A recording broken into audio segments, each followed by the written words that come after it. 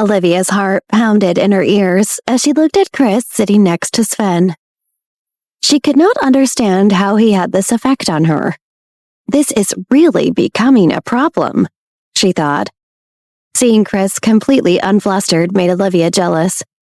What's he so cool about? What must it be like to live a totally unflappable life, always in your nice, dumb, perfect sweaters? How nice for you, Chris. Congratulations. Millie and Lena did not understand exactly why Olivia hesitated to walk towards Sven and Chris. Olivia must be feeling shy with all these new people, they thought, and helpfully steered her towards Sven and Chris's table.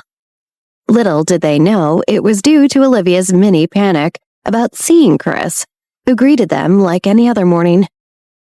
Hey girls, Olivia. Chris nodded to them. Olivia sensed he might know why the vibe in the room was so strange this morning. She willed her rapid heartbeat to slow down with everything she had. Olivia cursed herself. What good are mind powers if I can't even keep my cool around a guy? Olivia cleared her throat.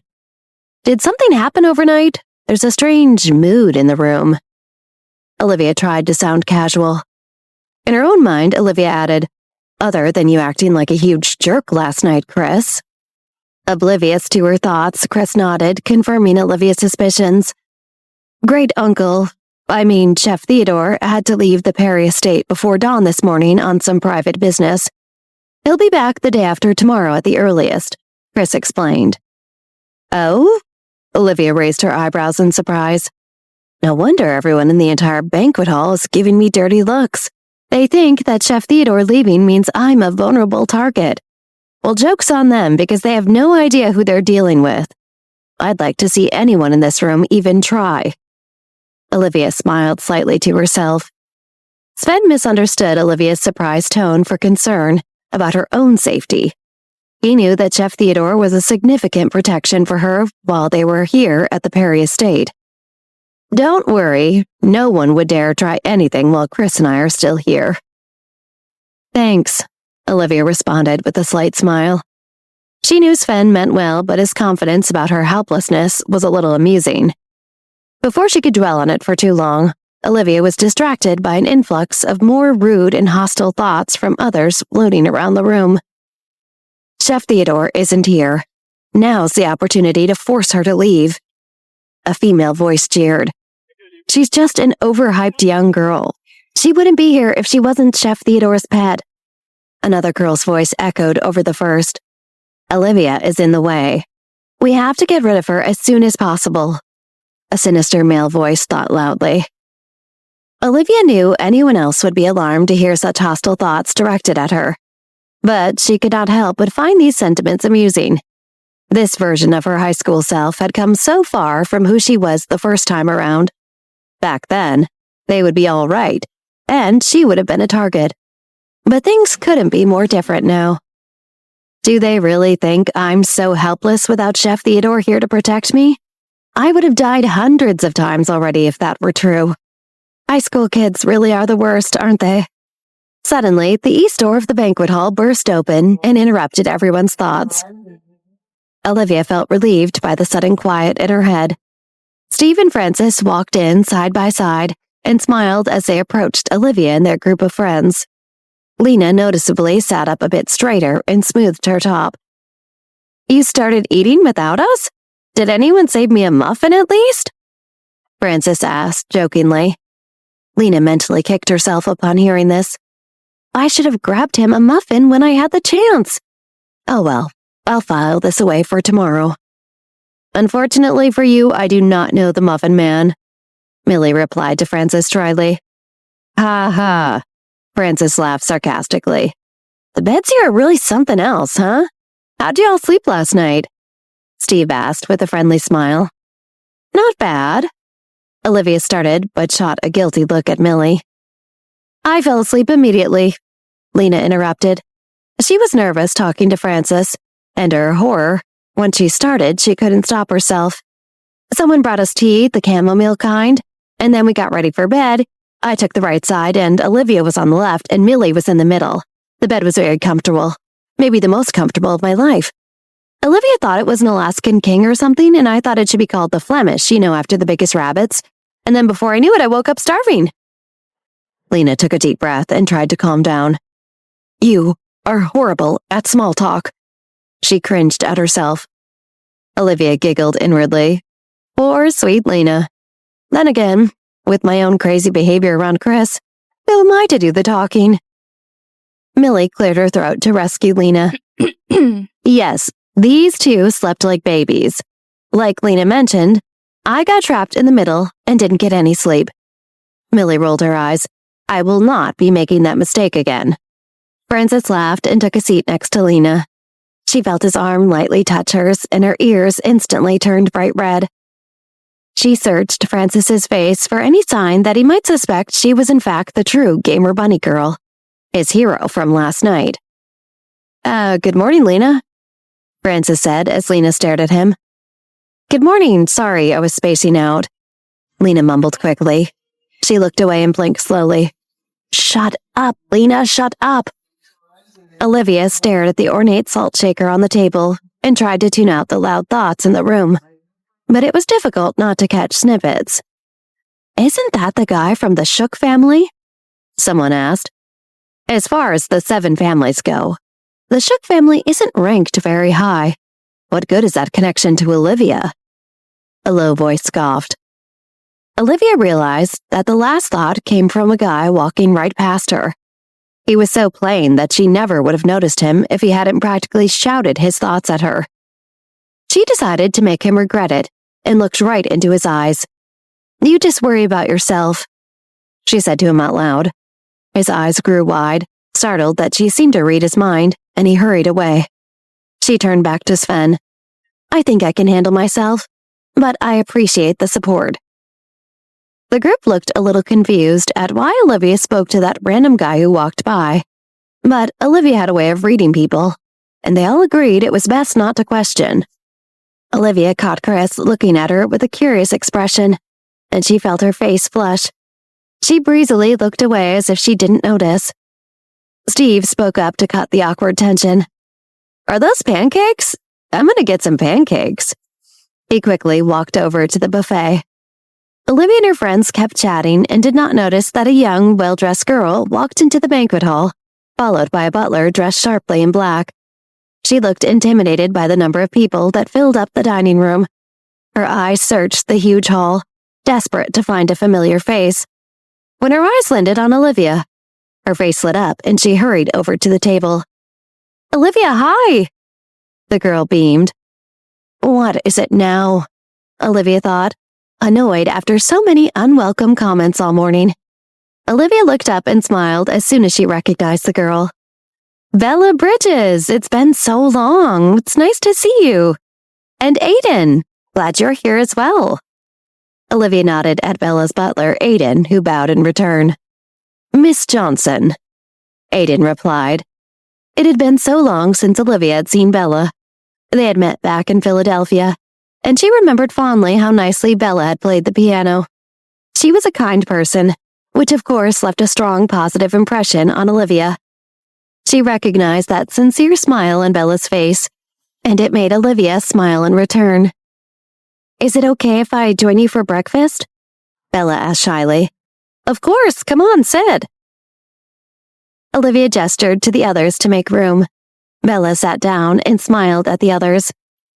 Excuse me, miss. Aiden bowed to Bella. What would you like me to bring you for your breakfast? Oh, I'm not picky. Grab whatever looks good, thank you. Bella assured Aiden. She turned to Olivia, still all smiles. When did you fly in? Around noon yesterday, Olivia replied warmly. Bella's smile really is contagious. Just then, Steve returned with his plate of pancakes. Olivia noticed that he did not seem happy to see Bella there. He sat down with his plate in a huff. I just got here early this morning. The drive over is really something, isn't it? Bella said breathlessly. Steve rolled his eyes rudely at Bella. Olivia quickly peeked into Steve's thoughts and heard his frustration that he didn't understand why Bella was here for Royal Perry's final knife.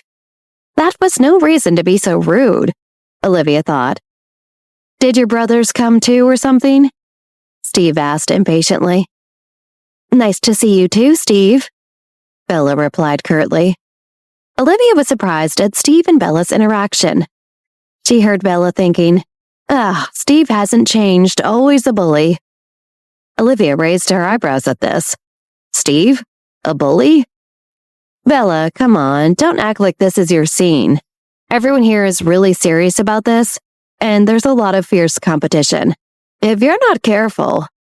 He teasingly motioned a horizontal slice across his neck with his hand and laughed arrogantly. Bella looked a little embarrassed but kept her chin up. Very funny, Steve. Besides, even if that were true, which I know it's not, Aiden will protect me. Steve laughed even more. I hope Aiden stays awake 24 hours a day. Bella blushed. I know you like to tease me to try to get a rise out of me, but it doesn't bother me. I'm from a respectable family and I will not give you the satisfaction of stooping to your level. See? I'm ignoring you. You're going low, and I'm Michelle Obama going high. She made a point of turning away from Steve, who laughed dismissively. In spite of this gesture, Olivia sensed Bella was genuinely anxious from Steve's teasing. Maybe it was all the mental jeering she already endured, but Olivia was annoyed at this mean-spirited side of Steve. Steve, cut it out, Olivia warned. He was really getting on her last nerve. What? Bella just said she's ignoring me. I can give her as hard a time as I want. Steve laughed. Besides, she has Aiden, remember? Perhaps Steve needed to learn a little lesson then, Olivia thought. Nothing too harsh. Bella might go high, but that's not my style. Excuse me, madam. Steve reached across Bella for the syrup. Bella said nothing. See? It's like I'm not even here, he said. He continued laughing to himself as he poured the syrup onto his pancakes. Olivia eyed the syrup in Steve's hand and subtly flicked her fingers under the dining table. See how you like being messed with, Steve. The bottle of syrup lurched in Steve's hand, spilling all down his shirt and into his lap. He scrambled to pick it back up. Ah! Everyone laughed, including Bella. Sorry, that one's a little too hard to ignore. I don't know how that happened, Steve said, bewildered. It's like the bottle came to life, he stammered. Olivia avoided Steve's gaze as he jumped up from the table. What goes around comes around, I guess, Bella said as she tried to stifle her laughter. Olivia watched as Steve yelled again in frustration. Steve glanced in Olivia's direction, which made her suddenly wonder. He couldn't possibly know it was me, could he?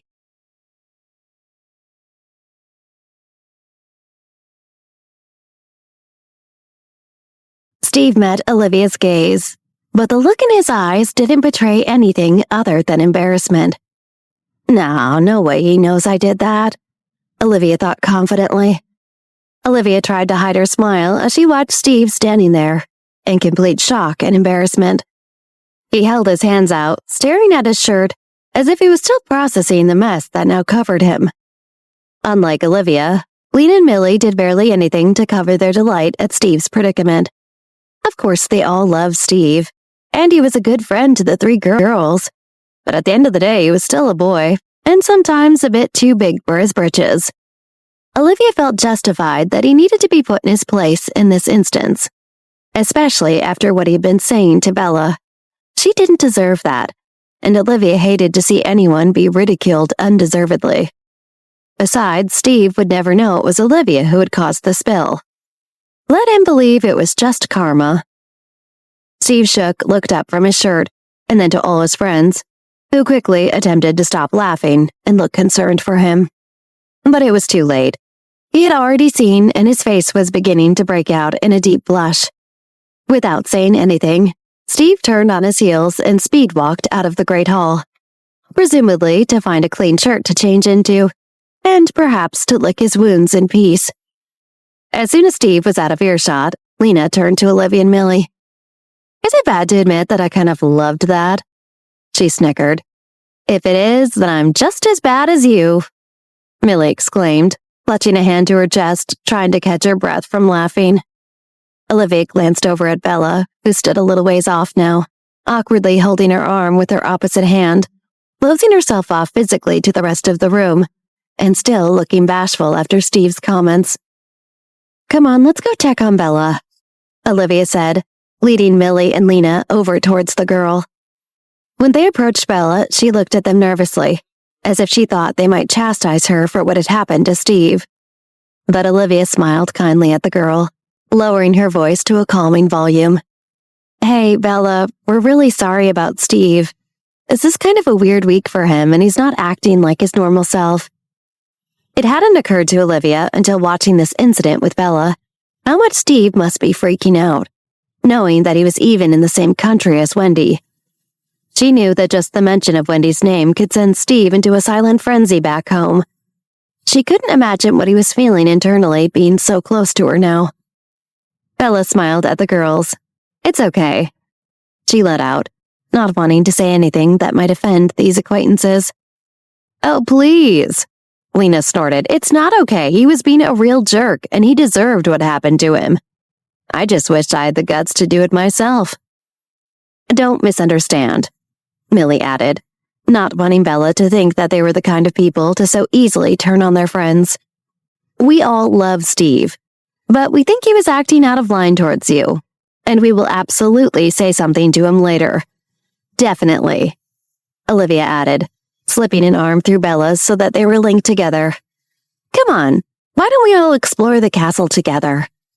Bella's eyes lit up at that suggestion. She tried not to sound too eager when she said, "I'd really love that." Lena and Bella led the way, with Millie and Olivia following behind.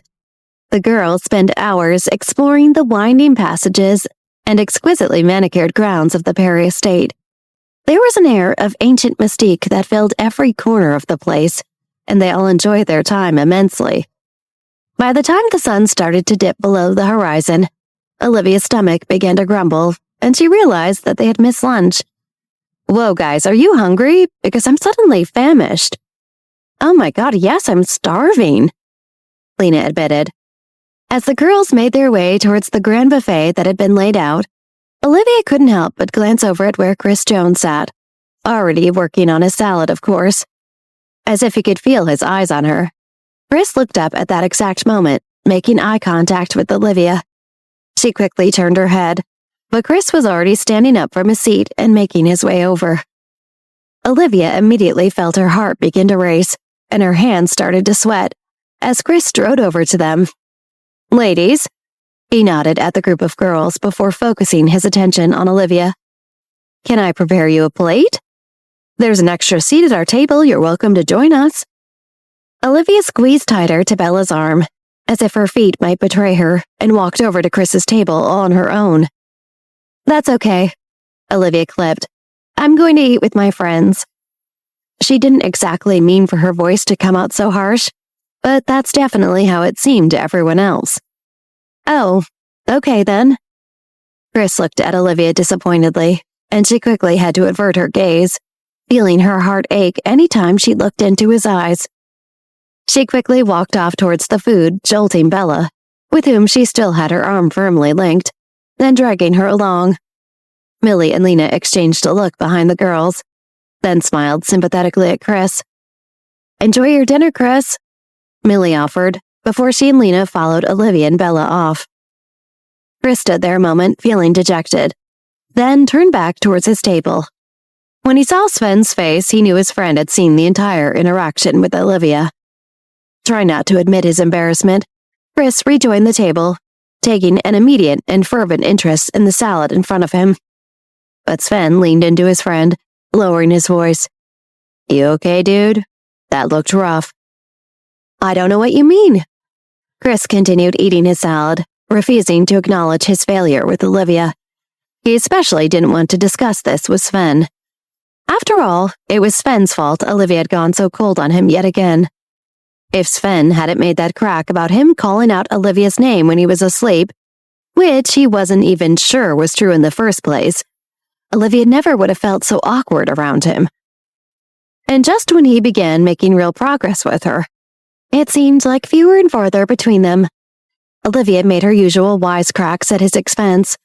She was even starting to show signs of having real feelings for Chris. And now all of that was ruined thanks to Sven. Some best friend he was.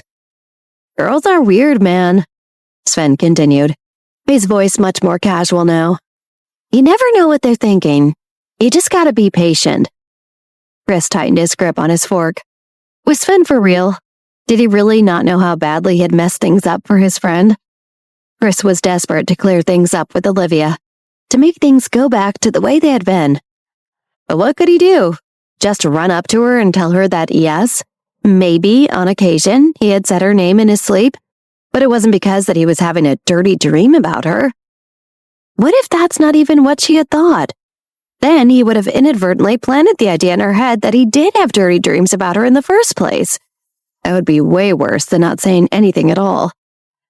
Of course, there was also the nagging thought in Chris's head that, to Olivia, the idea of doing anything romantic with Chris was repulsive in itself.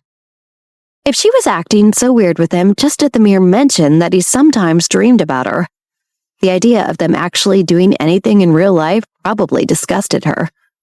And if that were true, there was no way Chris could bear to hear her say it out loud. No, he would just let it go for now. He would continue to act as if nothing had happened, and hopefully with time he would win Olivia back. Chris didn't realize that the thing that upset Olivia the most was what he had said to defend himself. Don't flatter yourself. I talk about a lot of things in my sleep. It doesn't mean anything. If he had remembered that, it might have given him a clue. As he ate, Chris was unable to quiet his racing mind. After fighting himself for what felt like a long time, Chris finally dared to look across the room at where Olivia had just taken her seat at a table with her friends. Just looking at her face made Chris so nervous and excited that he completely lost his appetite. Across the room, Olivia had prepared a plate with all of the finest delicacies the Perry family had prepared for their guests, but her stomach was in knots. As she sat there, she went over the interaction with Chris in her head. Every time she replayed the incident, she cringed even more. How could she possibly be so awkward around someone who just a few days ago had given her the ick? What had changed? She was still the same strong-willed, intelligent, sometimes stubborn young woman she had been last week. But now it was like her brain had turned to mush. Whenever Olivia was alone, she found herself constantly wondering what Chris was doing and thinking at that moment. Then, inevitably, whenever she was around him, she suddenly forgot that she could actually know what he was thinking if she wanted. It was like her brain ceased to work in front of him. Just the mere thought of Chris made her feel weak and sweaty. And that comment Sven had made about Chris calling out to her in his sleep, well, that almost made her pass out. The idea that Chris had been dreaming of her was almost too much to handle. And if she thought about what those dreams might entail, Olivia had to stop herself right there as she felt her entire body heating up. She took a quick sip of the soup in front of her. It had a few red pepper flakes floating on its surface, and if any of her friends suddenly noticed how red her cheeks had just become, she could blame it on the spices. None of that matters anyway, Olivia thought. Chris made it clear that those thoughts mean nothing to him. Before she even took a spoonful of soup, the smell danced in her nose, a true meal for the senses. But when Olivia put the spoon in her mouth and swallowed, she glanced over toward Chris Jones, once again making accidental eye contact with him. Olivia immediately began choking on the bit of soup she had put in her mouth, causing everyone in a 5-foot radius to turn and look at her. Olivia! Lena leaned over towards her friend, pounding a fist against her back to help. Hold your hands up over your head. Millie demonstrated this tactic herself as she watched her friend struggle to regain her composure. Olivia held her hands in front of her, shaking them to try to get her friends to stop. I'm fine, she managed to cough out, reaching for her glass of water. She took a big swig of the water, trying to relax the muscles in her throat. How many ways could she possibly embarrass herself in one evening? She took another spoonful of soup, then smiled at her friends, assuring them that she was fine. Olivia, have you tried the rabbit yet? It's delicious, Lena asked, sensing her friend's unease at all the attention and wanting to get the evening back on track. Don't tell nuggets and cheese, but this is one of my favorite things I've ever eaten. Oh God, Lena, why bring up nuggets and cheese while we're eating? Millie looked down at the plate sadly for a moment. But you're right. Millie shrugged, taking another bite. It's the sauce that makes it so delicious. Millie added, It's just a normal hearing cherry rabbit sauce, but there's something about it. Something I can't quite put a finger on that makes it stand out from any I've ever had. For the first time all evening, Olivia had something to distract herself from Chris Jones, and for that she was grateful. Olivia pulled her plate forward, inspecting the rabbit that was lightly covered by a delicate, deep crimson sauce, full cherries decorating it sparingly. Olivia carefully cut a bite, then lifted it to her mouth, preparing herself for a symphony of flavors. The second she closed her mouth, Olivia's eyes lit up. She knew the Perrys were infamous for their secret recipes, but this really was one of the best things she had ever tasted. She chewed for a moment, trying to figure out what the special ingredient was that gave the rabbit sauce such a complicated flavor palette. Then all of a sudden it hit her. She let out a small laugh before cutting herself another bite. It's soy sauce, she told her friends, immediately shoving another delicious morsel into her mouth. That's the secret ingredient, I'm sure of it. Soy sauce? Lena looked at her plate skeptically. No way. Olivia nodded. Just a touch of soy sauce. It adds umami to the dish, which helps it to bring out the natural savory flavor of the cherry. She took another bite and smiled, happy to have her appetite back so that she could enjoy the feast. I don't taste any soy sauce in this. Millie wrinkled her brow as she sniffed a piece of the rabbit, then put it in her mouth, chewing carefully as if she'd be able to separate the flavors in her mouth. Me neither, Lena said, shoving another forkful into her mouth. But whatever it is, it's delicious. It's definitely soy sauce, I'm sure of it, Olivia insisted, nodding her head as she chewed. You have an excellent palate, young lady. A voice came from behind Olivia. She turned and saw an older gentleman in a seemingly casual outfit, but Olivia instantly recognized that each piece hailed from the oldest fashion houses in France. The man was flanked on either side by her Uncle Bruno and Chef Mario Vincenzo, who had famously been Bruno's mentor. Olivia stood and shook Royal Perry's hand. Mr. Perry, it's so nice to see you again. The honor is all mine. Royal Perry took Olivia's hand in his, covering it with his hand in a gesture of true admiration. Olivia smiled warmly at the other two men beside him. Hello, Chef Mario. Uncle? Olivia nodded, and her uncle gave her a tight, forced smile in return. Your dear mentor and my good friend, Chef Theodore, had to leave the festivities early, but he made me promise I would stop by your table to say hello. Royal Perry scanned the other faces at the table. And I must meet your lovely friends as well. His face suddenly froze when it fell on Millie.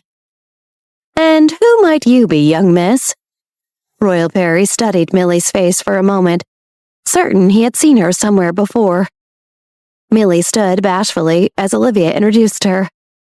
This is my classmate, Millie Brown. Nice to meet you, sir. Millie held out a hand demurely. You have a lovely home. You say your surname is Brown? Royal Perry raised an eyebrow as he looked Millie up and down. Yes, sir, Millie answered, flashing a look of confusion to Olivia, who just shrugged in response. After a moment, Royal smiled at the girls. Well, it's lovely to meet you both. Now, if you'll excuse me, I have to check in on my other guests. With that, Royal Perry gave a slow wave to the table and walked off, followed by Bruno and Mario. Millie and Olivia sat back down slowly. Millie leaned towards Olivia and whispered, What was that about?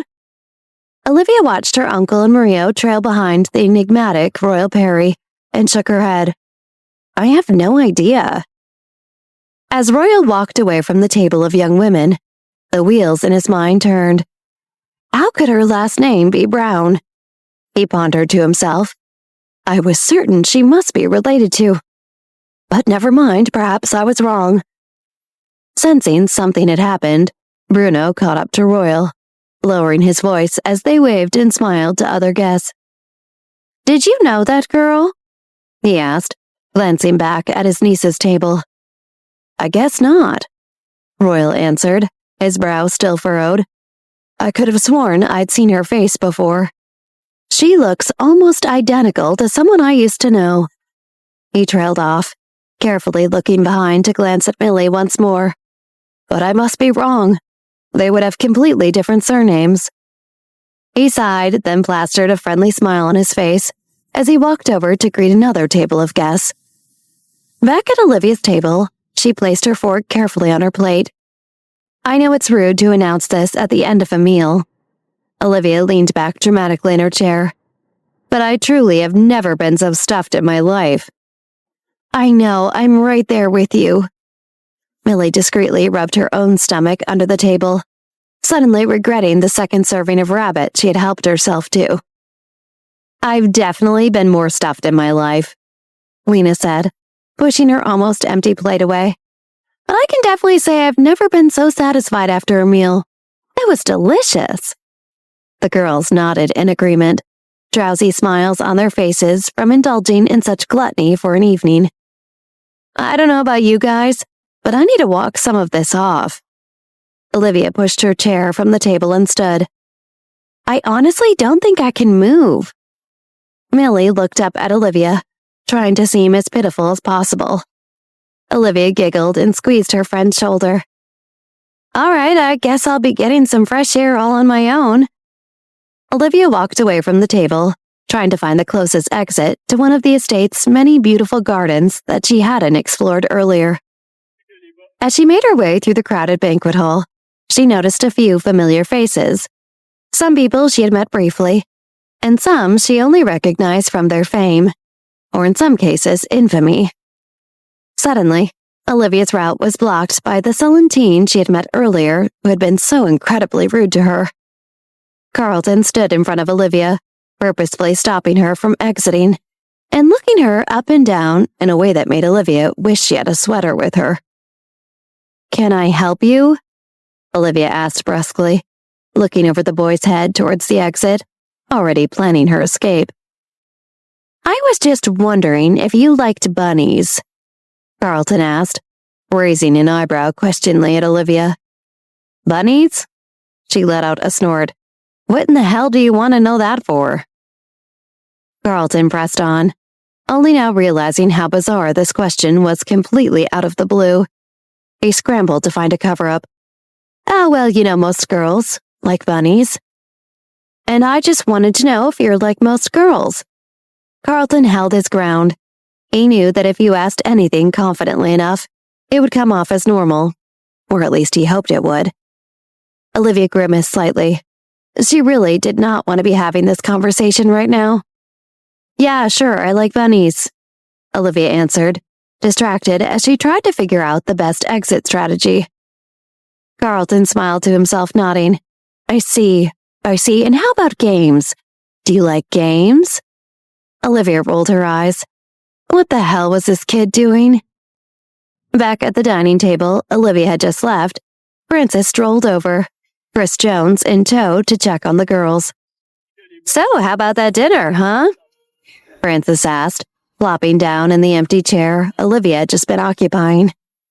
Lena couldn't help but let a smile creep across her face at Frances's proximity.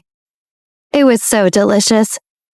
She had just been sitting back lazily in her seat and immediately adjusted her stance, sitting up straighter and angling her body toward Frances.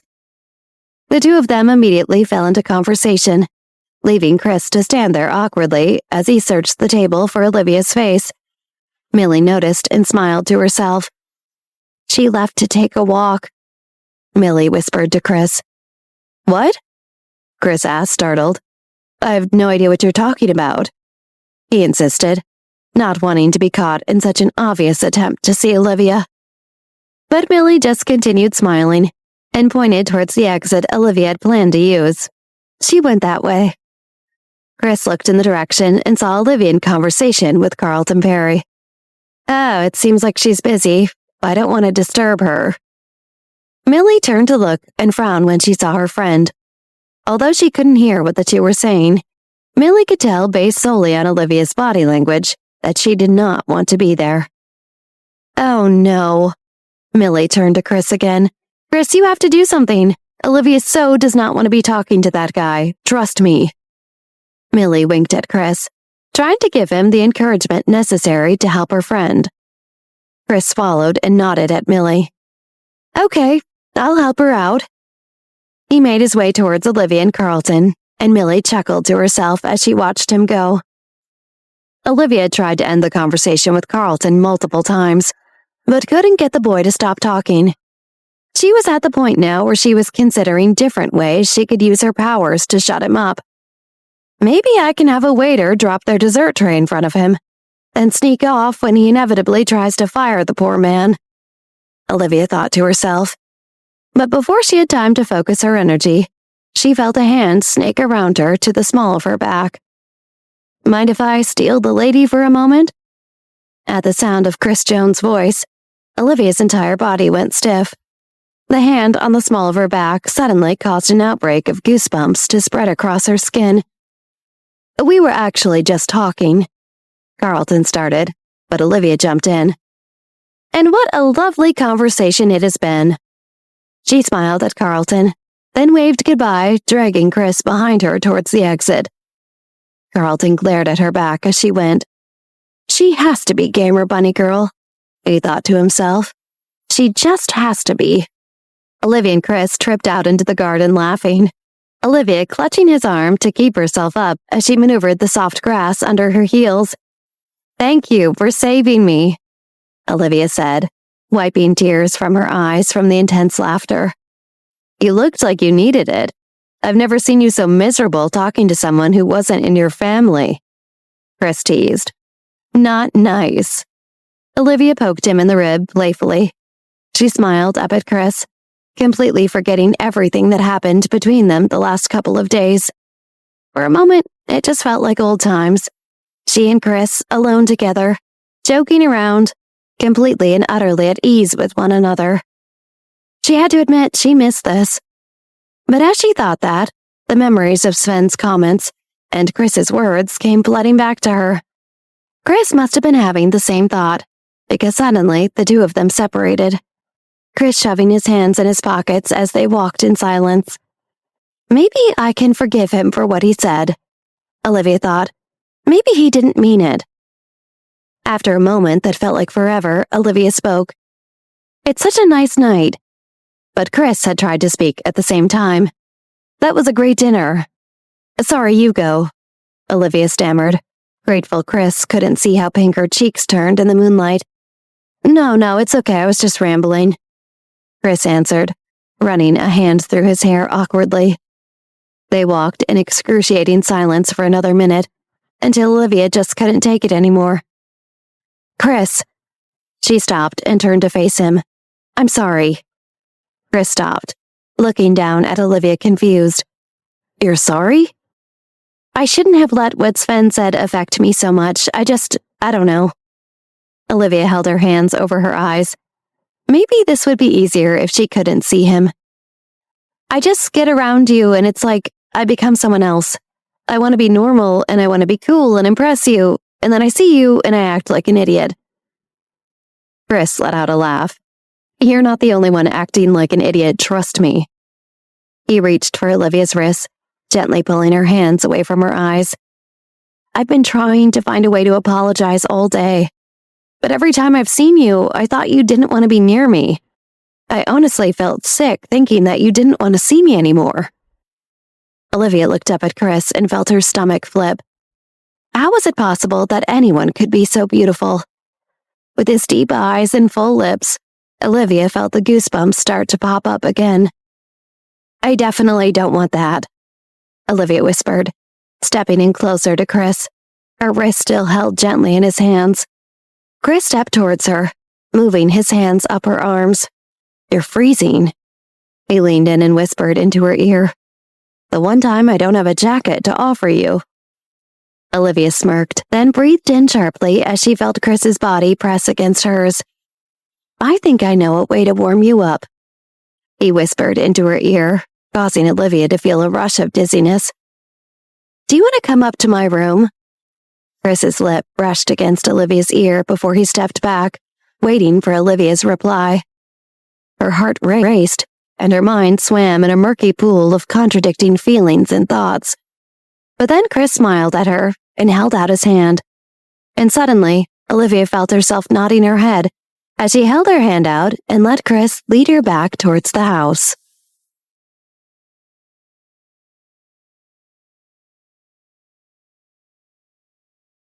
Olivia could feel the drumming of her heart, each beat echoing the steps that took her closer to Chris's room. Her palm was warm and slightly damp in his, and she couldn't help but think how intimate it was to be led this way, through quiet corridors bathed in the soft glow of the estate's nightlights. Her mind was a whirlwind, a storm of thoughts and questions swirling with such intensity that she could hardly focus on anything else. Am I really doing this? Going to his room? What if something happens? What if... She tried to steady her breathing, tried to calm the fluttering in her chest that wasn't entirely due to nerves. There was an excitement there, too. A thrill at the thought of being alone with him, of the unknown possibilities that lay within the four walls of his private space. As they reached the door to his room, Chris turned to her eyes, lighting up with playful audacity. "Prepare to be underwhelmed," he joked. Olivia stepped inside, her heart drumming in her chest, the reality of being in Chris's room sending her thoughts into overdrive. Why am I here? What am I doing? Why am I so nervous? Get it together, Olivia. You're both adults, but this is different. The questions ping-ponged through her head, each one amplifying her nerves. Chris, meanwhile, seemed to relish the moment. He was at ease, his smirk never faltering. "So this is where I'm exiled each night," he said, a hint of pride in his voice as he gestured to the room that, despite its luxury, couldn't hold a candle to the rest of the estate's splendor. Olivia's gaze swept the room, taking in the details. The bed neatly made, the personal items that Chris had scattered about, marking his temporary territory. Am I really here? In his room? The internal dialogue was a dizzying crescendo of excitement and apprehension. Chris watched her, a silent question in his gaze, still waiting, still smirking. The confidence he exuded was magnetic, and for a moment, Olivia wished she could borrow just a fraction of it to calm the nerves inside her.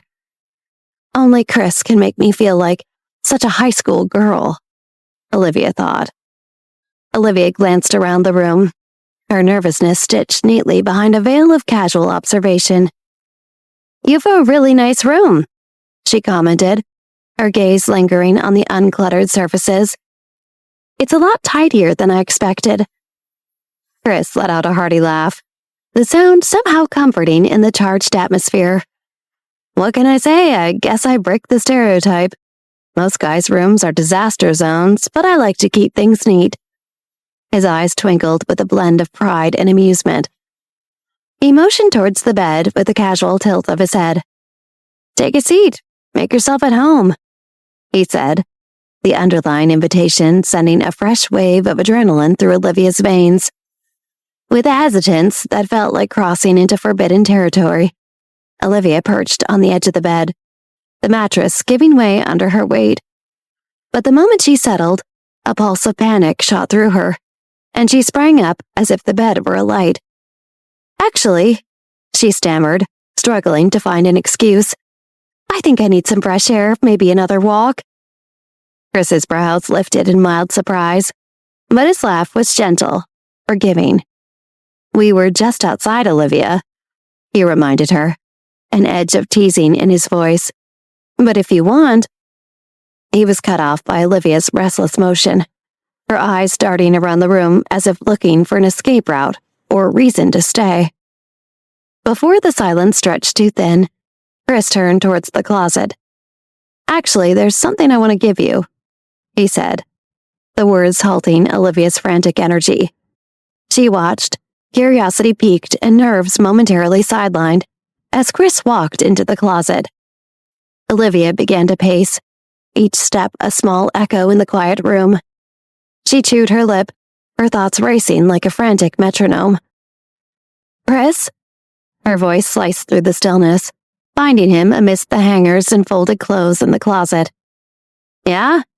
His voice was muffled, tinged with concentration as he rummaged through his belongings. Olivia hesitated, gathering her whirlwind thoughts. I need to say something, she started, her voice trailing off into the vastness of her own uncertainty. Chris paused, his hand on a box, sensing the gravity in her tone. Go ahead. I'm listening, he encouraged, still half hidden. She took a deep breath, the words tumbling out in an unguarded rush. I really like you, Chris. I enjoy hanging out with you. More than I thought I would, she admitted, her eyes darting to the floor. And, well, I can't believe I'm saying this, but I like you a lot. The words were a whisper now, a secret confided to the room itself. Olivia's heart was a thunderous drum, her thoughts a jumble of nerves and earnestness. But here's the thing, I think we need to take a step back. Not because I don't want this, she gestured vaguely around the room, but because I want us to know each other better before before things go too far. She was rambling now, her nerves fraying the edges of her sentences. It's just everything feels like it's moving so fast, and it's all a bit overwhelming. And I don't want us to do something we might, regret.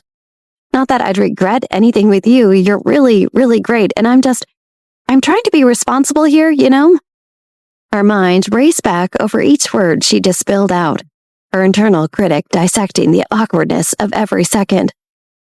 Could I have been any more cliché?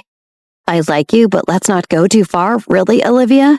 Subtle as a sledgehammer. She took a breath, trying to calm the cacophony of second-guessing. Okay, breathe, she thought. It's not the end of the world. He's Chris, he'll understand, right? Chris emerged from the closet with that trademark smirk of his, a soft-looking sweater draped over his arm. Olivia's pulse kicked up a notch, not from the cold this time, but from the heat of embarrassment that flushed her cheeks a rosy pink. A sweater, she echoed, her voice a mix of relief and mortification. Yeah, Chris said, his smile reaching his eyes as he handed the sweater to her. You were shivering out there, figured this might help. Olivia's hands fumbled slightly as she took the sweater, her brain scrambling to backpedal from the precipice of confession she had nearly tumbled over. Of course, a sweater, she stammered, the words tangling on her tongue as she tried to convince not only Chris, but also herself. I knew you were just being thoughtful. Chris's eyebrows arched playfully. What did you think I was going to do? Nothing, Olivia blurted out too quickly, her voice squeaking slightly, betraying her inner fluster. She wrapped the sweater around herself like a shield, hoping it could somehow hide her from her own embarrassment. Chris just looked at her, that knowing smile still playing on his lips. Okay, he said, not buying her denial, but deciding not to call her out on it. It was clear enough that she was floundering in the wake of her own assumptions. They stood there, Chris in his confident ease, and Olivia wrapped in the warmth of the sweater and her own chagrin.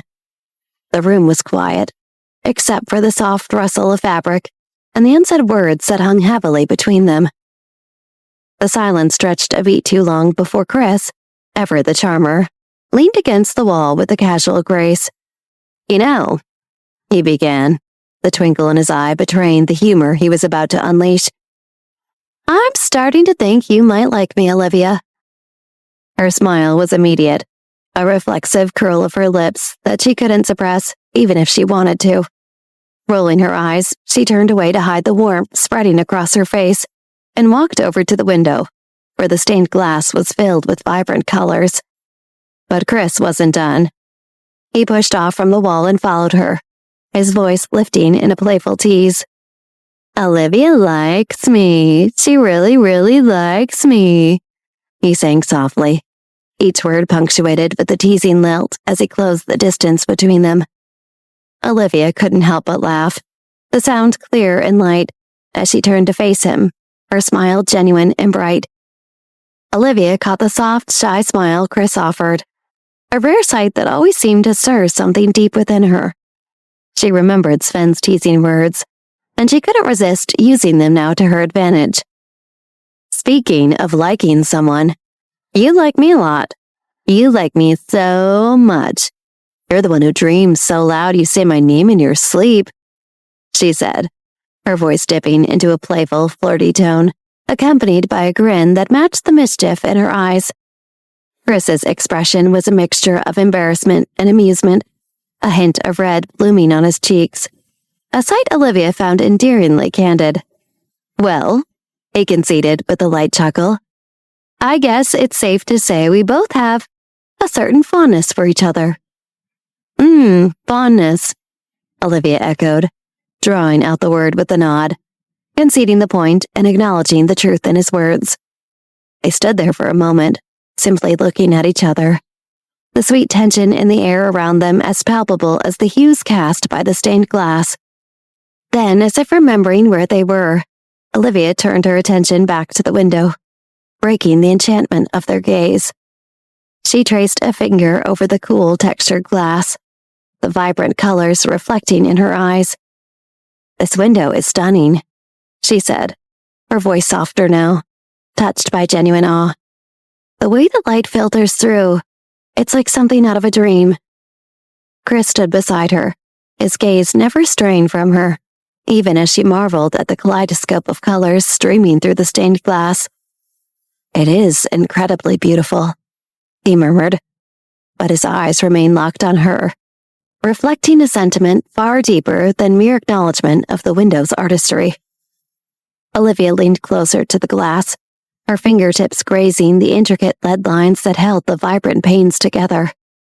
Each piece told a story, each color a whispered secret of the past. She was so engrossed in the details that she didn't immediately notice Chris inching closer, his presence like a warm draft. The air between them seemed thin as Chris leaned in, his intentions clear in the dwindling space. Olivia's breath hitched, her eyes widening as she turned to face him, their noses nearly brushing. His lips were a breath away, poised in silent question, seeking permission. Olivia began, her voice a soft, fluttering thing. Chris, I don't think we should, not yet. She stepped back. It's not that I don't want to, she hurried to explain, her words tumbling over one another in their haste.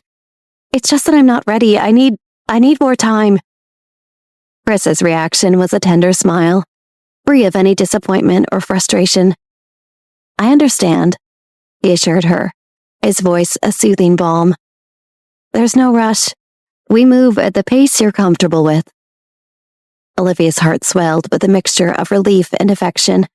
She offered him a shy smile, grateful for his understanding and patience. At that moment, the grandeur of the stained glass paled in comparison to the simple, beautiful connection they shared. Chris hesitated for a moment before he said, Olivia, may I hold your hand? And perhaps a kiss on your cheek? He asked. Her lips parted in a soft, delighted smile. I would like that very much, Olivia replied, her voice barely above a whisper. Tentatively, Chris reached out, his fingers intertwined with hers, the contact sending a current of warmth up Olivia's arms. He leaned forward, his lips pressing a chaste, lingering kiss on her cheek, so gentle it could have been mistaken for a sigh. With the same tenderness, he kissed her forehead, as if sealing a silent promise between them. Their eyes met again, a profound connection sparking in the shared gaze. Both could feel their emotions deepening, an unspoken admission that what was growing between them was real and powerful. Chris pulled Olivia into a warm embrace, their bodies fitting together as if they were two pieces of the same puzzle. Olivia's head rested against his chest, listening to the steady beat of his heart, feeling the rise and fall of his breath. They stood there, lost in the moment, until the sudden clamor of the door swinging open shattered the tranquil atmosphere. What the, Sven? Chris's tone was a mix of annoyance and concern as he pulled back from Olivia to face the interruption. Sven stood at the threshold, his usual composure replaced by a look of distress. "Chris, Olivia, there has been an accident. There's a man," Sven panted, catching his breath. Off their expectant looks, he finally blurted out, "Someone has died."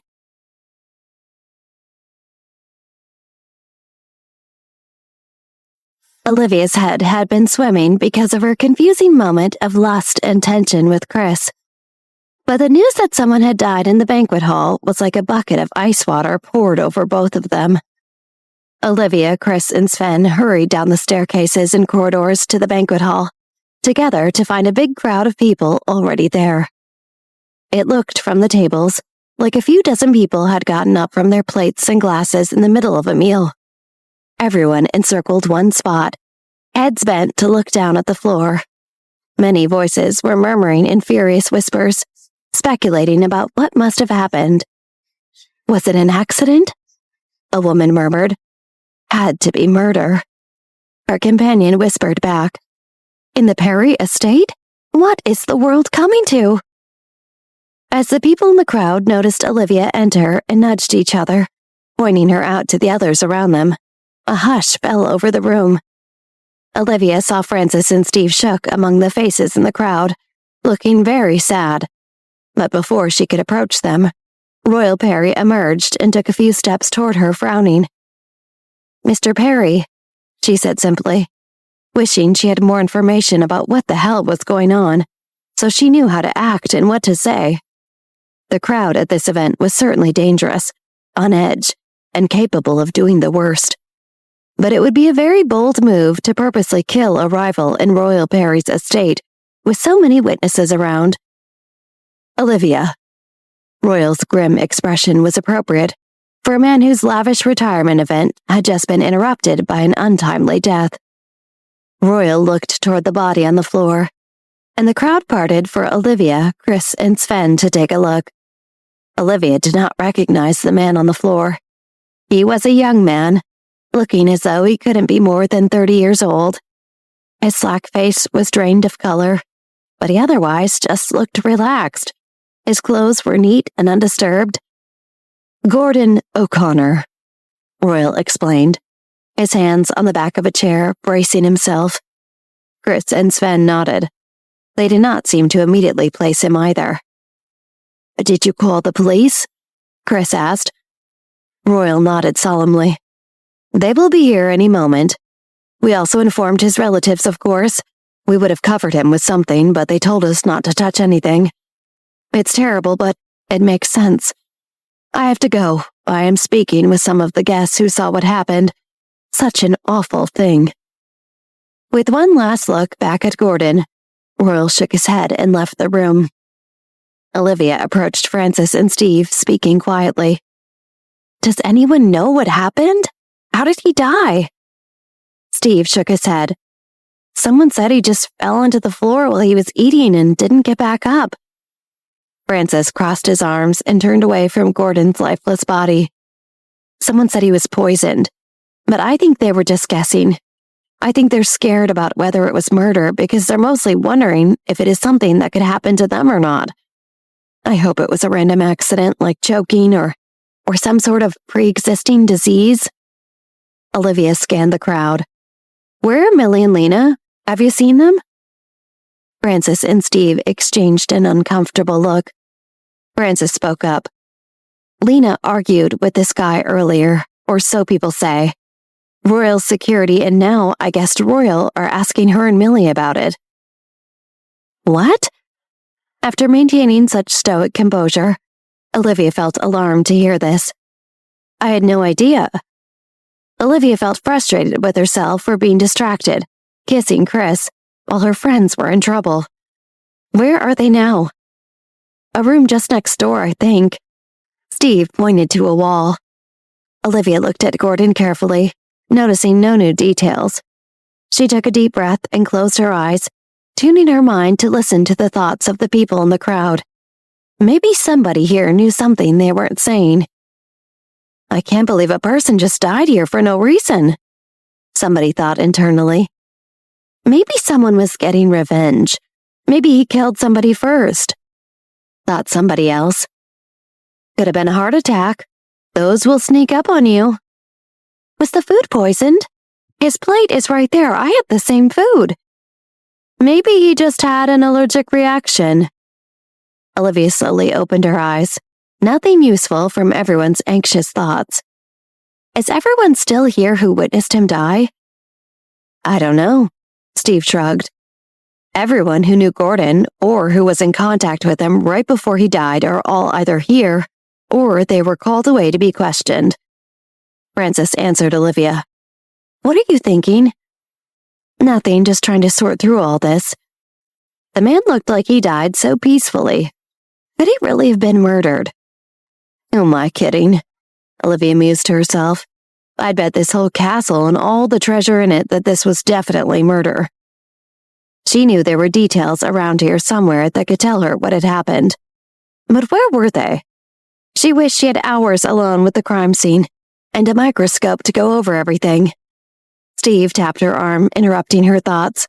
He pointed to the door. They're back. Olivia saw Lena and Millie entering the room in lockstep. They both looked petrified and about to pass out. Olivia took in the looks of their faces and realized this must be the first time that either of them had been so close to death, let alone suspected of just having an argument with the victim. As Lena and Millie approached their friends, they glanced at Gordon on the ground and immediately turned their heads away. I'm so sorry, Olivia said as she hugged them. How are you two? Olivia, Lena answered. She moved her mouth like she was trying to say something more, but all she could do was throw her arms around Olivia. Olivia hugged her, rubbing her back. It's okay, Lena, you don't have to say anything. Olivia. Millie could only get that one word out, also trying and failing to continue talking, but her frightened mind was racing. I'm not strong enough to see somebody die. And he argued with Lena. This is all so crazy and horrible. How could somebody die just like that, in an instant? This was a human life and now he's just a body. It's okay. It's okay. Olivia wished she could somehow soothe her friends, more than hugging them and patting their arms anyway. You don't have to say anything. You shouldn't have to be here either. Do you want to come up to my room? Lena nodded. Yeah, that sounds good. Millie nodded too, but lowered her voice and leaned in towards Olivia as they started walking toward the door. We also have something really important to tell you. Nobody leaves before the police come. A flustered older man's voice rang out from the crowd, clearly upset. We're not leaving the Perry estate, we're just going back to our room, Olivia countered, but the friends all stopped walking. The man, clearly panicking, was ready for a fight. He called out to the room. They might be going to try to destroy evidence. They shouldn't get to leave. Gordon was an outstanding culinary talent in my organization and a great young man. We have to get to the bottom of this tragedy. Olivia sighed impatiently. I know this is a difficult moment for you, sir. She suddenly got a hunch and focused her mind on the man's thoughts as he nervously glanced from side to side. I need to make sure everyone knows he came with my organization. That way, if we can't win the last knife, maybe Royal will make us another knife anyway. Or give us some money to try to make this up to us, or make us feel better. Olivia could barely contain her disgust for this man, already capitalizing on the death of someone he knew, when the body was still on the floor in front of him. I know it's tough for all of us, and I am so sorry about Gordon. But do you really think it was high school students who killed a man you respect without anyone knowing? The man could not believe that Olivia spoke back to him. He was important in his world, and it had been decades since anyone had the audacity to argue with him. A woman next to the man put her hand on his shoulder, rushing to his defense. How dare you speak to him that way? A man just died. I would like to ask you, Miss Johnson, where you come from just now? Why aren't you being questioned? Weren't your friends arguing with him right before he died so mysteriously? Did you have some sort of grudge you were acting on? Chris stepped in front of Olivia, immediately angry. She was with me just now. Do you need any other proof, or is my word good enough for you? He had really hated the way that woman spoke to Olivia and had to say something. She was with you? The woman was taken aback, her rapidly escalating accusations derailing by Chris's rebuttal. Olivia, curious, focused in on the woman's thoughts. Oh no, should I really anger someone from the Jones family? The woman thought internally. But he's just a kid, and this Olivia child is the biggest competition for the last knife. We can't just let her walk out of here that easily, no. I won't let him scare me into silence. The woman decided to double down and raised her chin at Chris. I think I would like to hear more details about what exactly you two were running around doing when nobody was looking. Can anyone vouch for your story? I don't like the way you said that. Chris shot back, looking at her coldly. Neither of us were anywhere near your friend, and I'm very sorry about what happened to him. But it is none of your business what I do. The woman almost lost her nerve at Chris's hard-eyed stare. She looked between him and Olivia and decided to keep pushing. Chris Jones, no matter what you think you feel, this man who died was still a member of our organization. I've known him for many years and we were very close. I hope you will understand that we are eager to find out who was responsible for his death and to make sure the culprit is dealt with appropriately by any means necessary, even if you feel you should not have to answer anyone's questions. Olivia cocked her head. The police are not here yet. It sounds like Gordon could have died of an illness or an accident. Nobody has decided yet that there was a culprit. Why are you looking for someone to blame? You little rat, the woman blurted, furious with Olivia. Are you stupid or just pretending to be to cover something up? How dare you argue with me over the body of my dead colleague? Chef Theodore isn't in the room now. I don't know who you think is protecting you. Suddenly, the cold metal barrel of a gun was pressed against the woman's temple, and the voice of a familiar young man said, Say another word. I dare you. Say one more word. The woman raised her hands and gulped, as everyone in the room seemed to realize at once that this young man with the gun had appeared out of nowhere.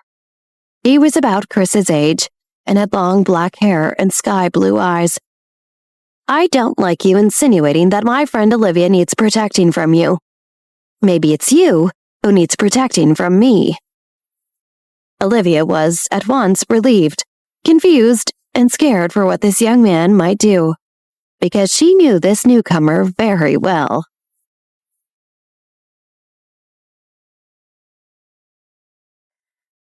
Duke Lee? Olivia cried out.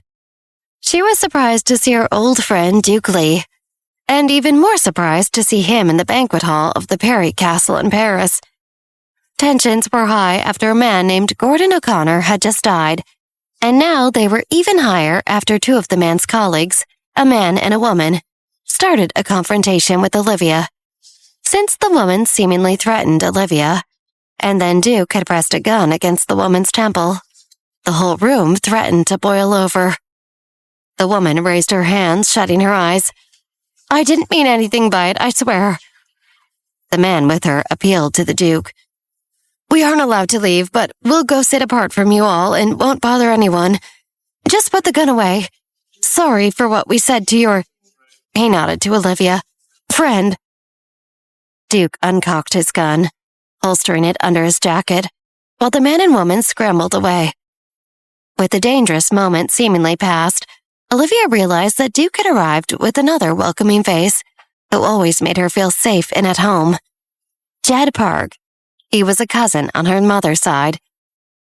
Jed, she cried, hurrying toward him. Olivia, he answered, extending a friendly hug. She felt dazed, still recovering from what had just happened. Why are you two here? Jed answered her, waving forward two men who worked for him, who held a large, heavy trunk on either side.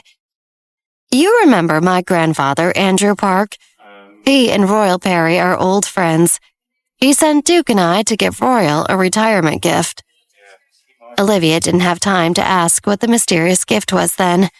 As if on cue, Royal Perry re-entered the room from the location where he'd been questioning witnesses. He walked straight toward the new arrivals as his grandson, Carlton Perry, sulked silently in behind him. "Hello, gentlemen. I heard you just arrived. I deeply regret this terrible situation you've walked into, and..." Royal frowned, thinking, "I also deeply regret that I'm not sure exactly who you are." Jed smiled patiently. "I'm Jed Park, and I'm here on behalf of my grandfather, Andrew Park." Royal lit up. "Andrew Park, that crazy old dog is still alive? What a world." Royal grabbed Jed's hand and shook it vigorously. "It is a pleasure to meet you. You know, I was forging a saber for your grandfather many years ago, when I emerged to find he had gone bankrupt and gone missing. I'd feared the worst. I owe him a saber, and he owes me a boatload of money." Jed laughed, gesturing to his staff members holding the trunk. "He sent this for you. He wishes he could be here in person, but there are apparently many people in this country who want him dead." "What a clever man. He's always slipping out of trouble. I don't think anyone could hurt a hair on his head. And I know that for sure because a lot of the best assassins in the world are trying." The men set the trunk on a table in front of Royal.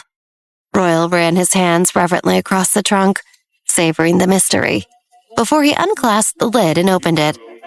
Olivia craned her neck to see what was inside, but wasn't sure exactly what she was looking at.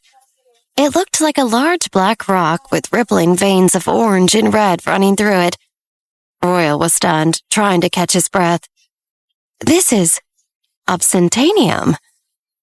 Carlton Perry, who had been expressionless until Royal uttered that name, couldn't hide his surprise.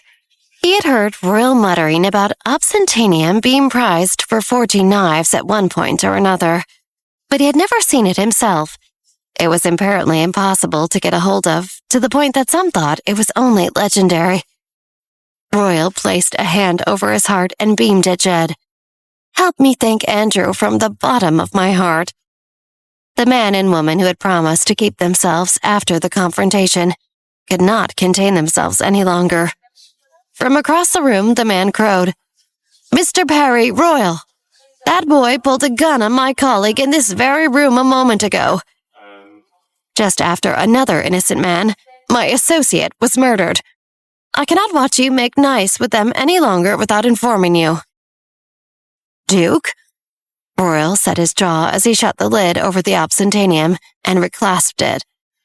"If you want to kill someone, take them outside to do it. Do not dirty Grandpa Perry's banquet hall." Duke smirked. "Yes, sir." The crowd was shocked. Olivia opened her mind to hear their thoughts.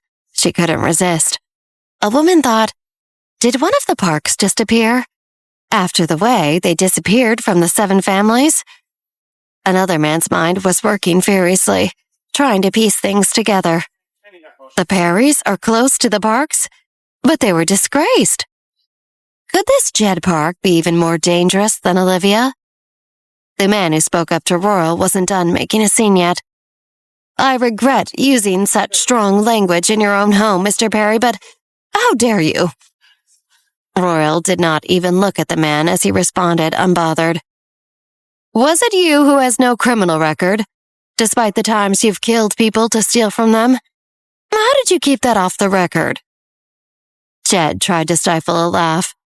Royal continued, "Speaking of which, if one of you were to die, should we report it to the police or not?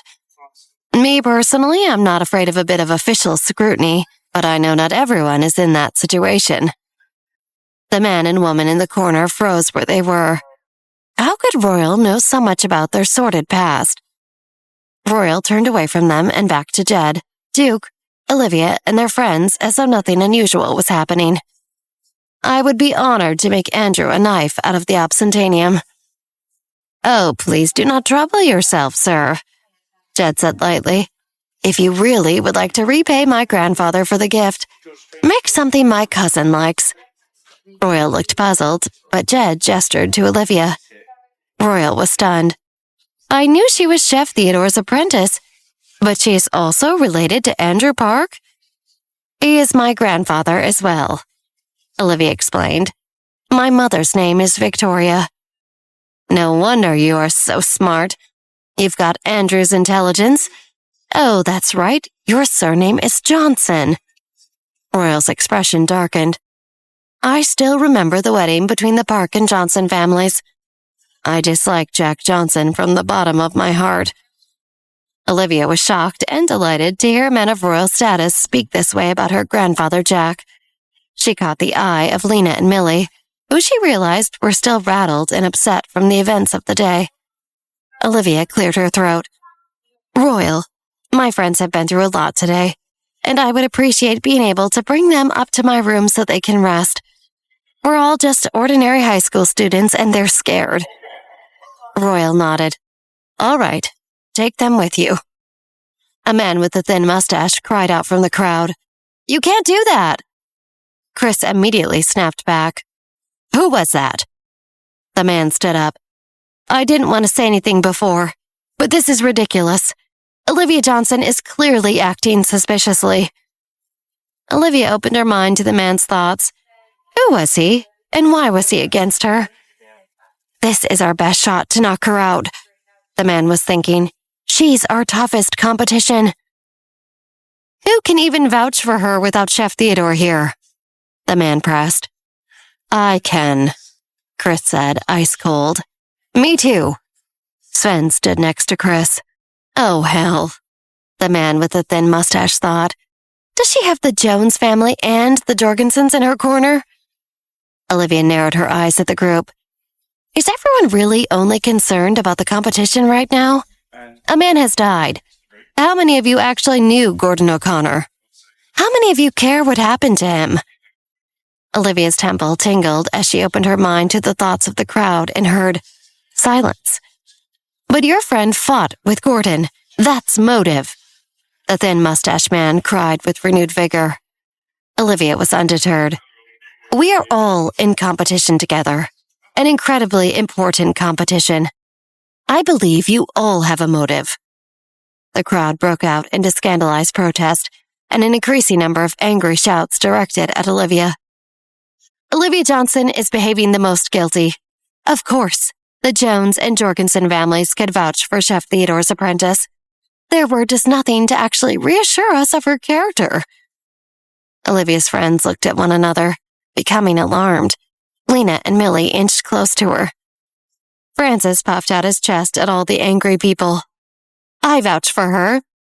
He'd been there for her for so long, and was one of her best friends. I vouch for her, and so does the Shook family. Steve stood and crossed his arms. A man stood whom Olivia had not even met, but unbeknownst to her, he had been impressed with her poise under pressure. I vouch for Miss Johnson, and so does the Kong family. He nodded to Olivia and sat back down. I vouch for Olivia, and so do the Bridges. Bella Bridges stood from the crowd. After the way Olivia and her friends had stood with her that morning, it was an easy decision. The Pell family vouches for Olivia. Olivia was shocked to hear Camilla Pell, who had hidden in the crowd until now, speak up. Olivia thought she had seen twin figures following her in the shadows the night before, but thought it must be her imagination running wild. Of course the Pells were here. Camilla stood tall in support of Olivia. She really admired Olivia, and it was so difficult to not be able to say so. Her brother Cameron stood behind her, less certain than Camilla that this was the right thing to do. But he cast a concerned glance at Millie. He was used to seeing dead bodies, but he knew this day must be difficult for her. I vouch for Olivia on behalf of the Park family, Jed said with a nod to her. He was happy to publicly support his cousin. And I vouch for Olivia on behalf of the Johnson family. Bruno Johnson stood from the crowd, and it was all Olivia could do to not roll her eyes. What a transparently opportunistic show of support after all these other families already had stood up for her. Olivia heard the thoughts of the thin-mustached man. the last person in the room bold enough to challenge her. With all of these families supporting her, she's sure to win the last knife. We all thought it would be the Chang family's descendants, but they haven't even shown up yet. It looks like only someone from the Garibaldi family or the Chang family could challenge her now. Suddenly, the doors to the banquet hall opened, and 2 young people in raincoats strode in. The first one was Jeremy. I vouched for Olivia. I am Jeremy of the Garibaldi family. Olivia smiled, seeing him finally join them, and the beautiful young woman behind him in a white raincoat was Wendy. And I vouch for her too, on behalf of the Chang family. Olivia beamed at her old best friend.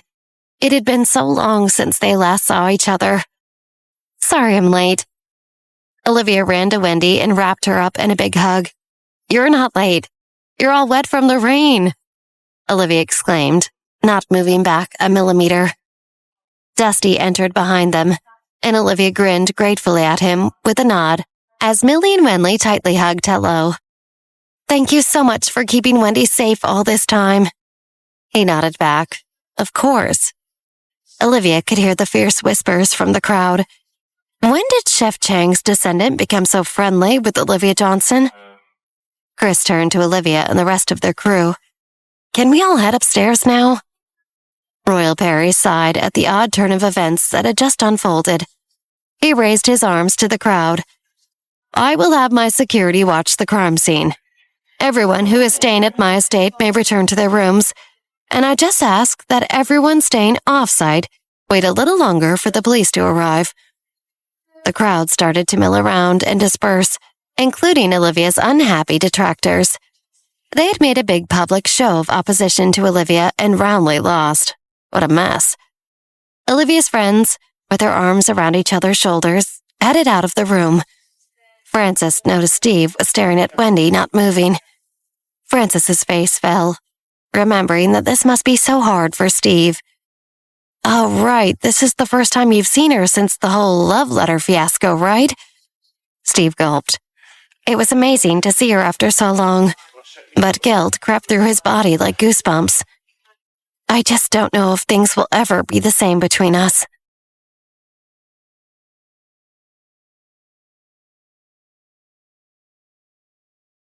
Steve remained frozen in place where he stood, but his mind was still a million miles away thinking about Wendy.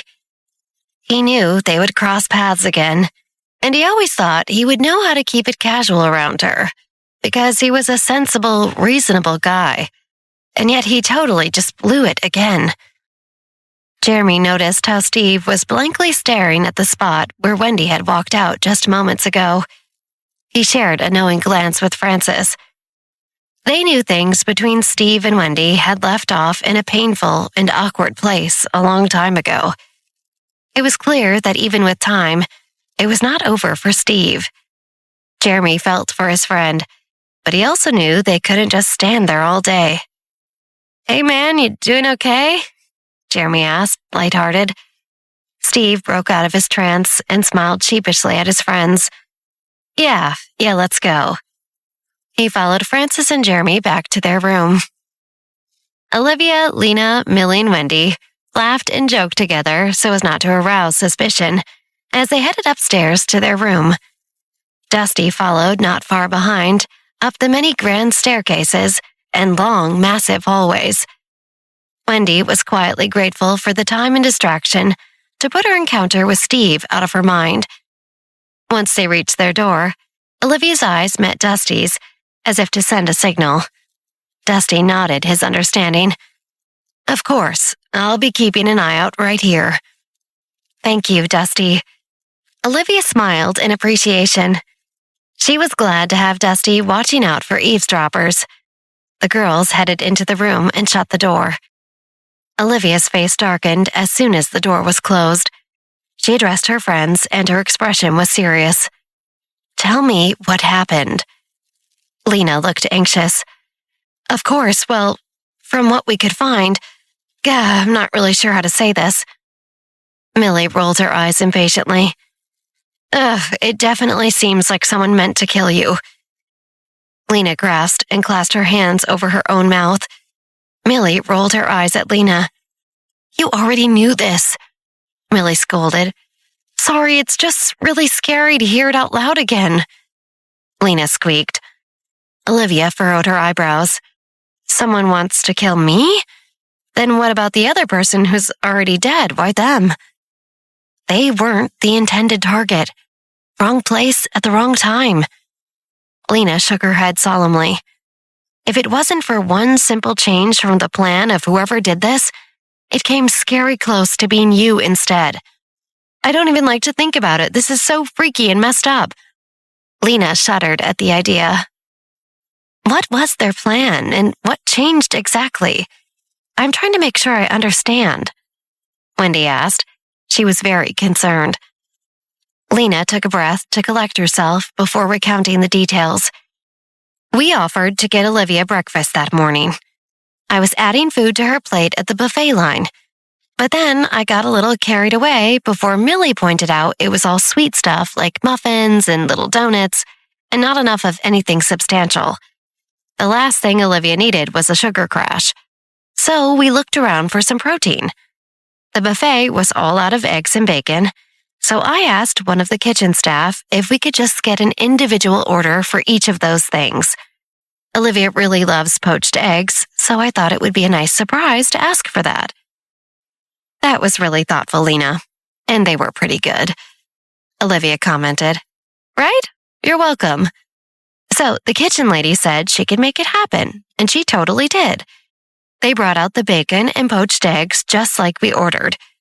We were heading back to you, but then Gordon, the guy who ended up dying, saw them and wanted them. Super rude, so I argued with him about it. This was going on, and Millie just wanted to give him the eggs. He kind of freaked me out, and I just wanted him to go away. We went back and ordered more eggs anyway, Millie said defensively.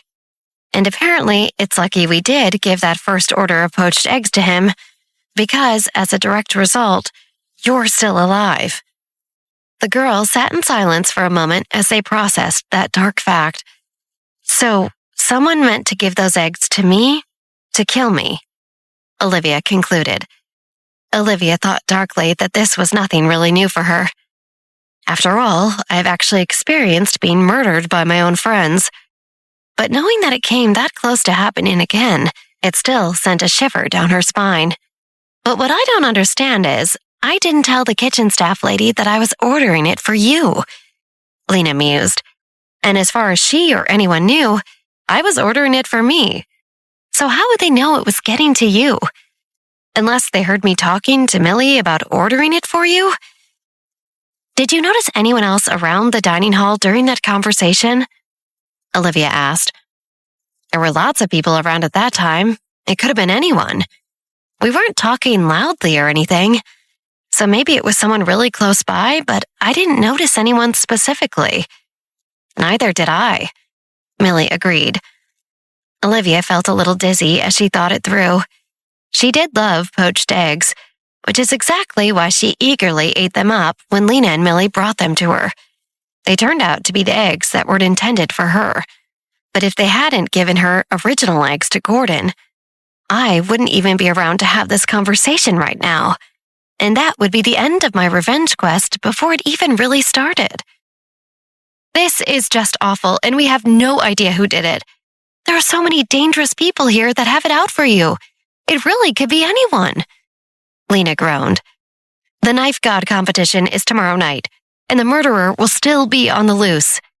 Wendy added. She grew more worried. Olivia, you have to be extremely careful. I know, Olivia nodded. She wasn't too worried for herself. She was much wiser now, but she appreciated how much her friends cared.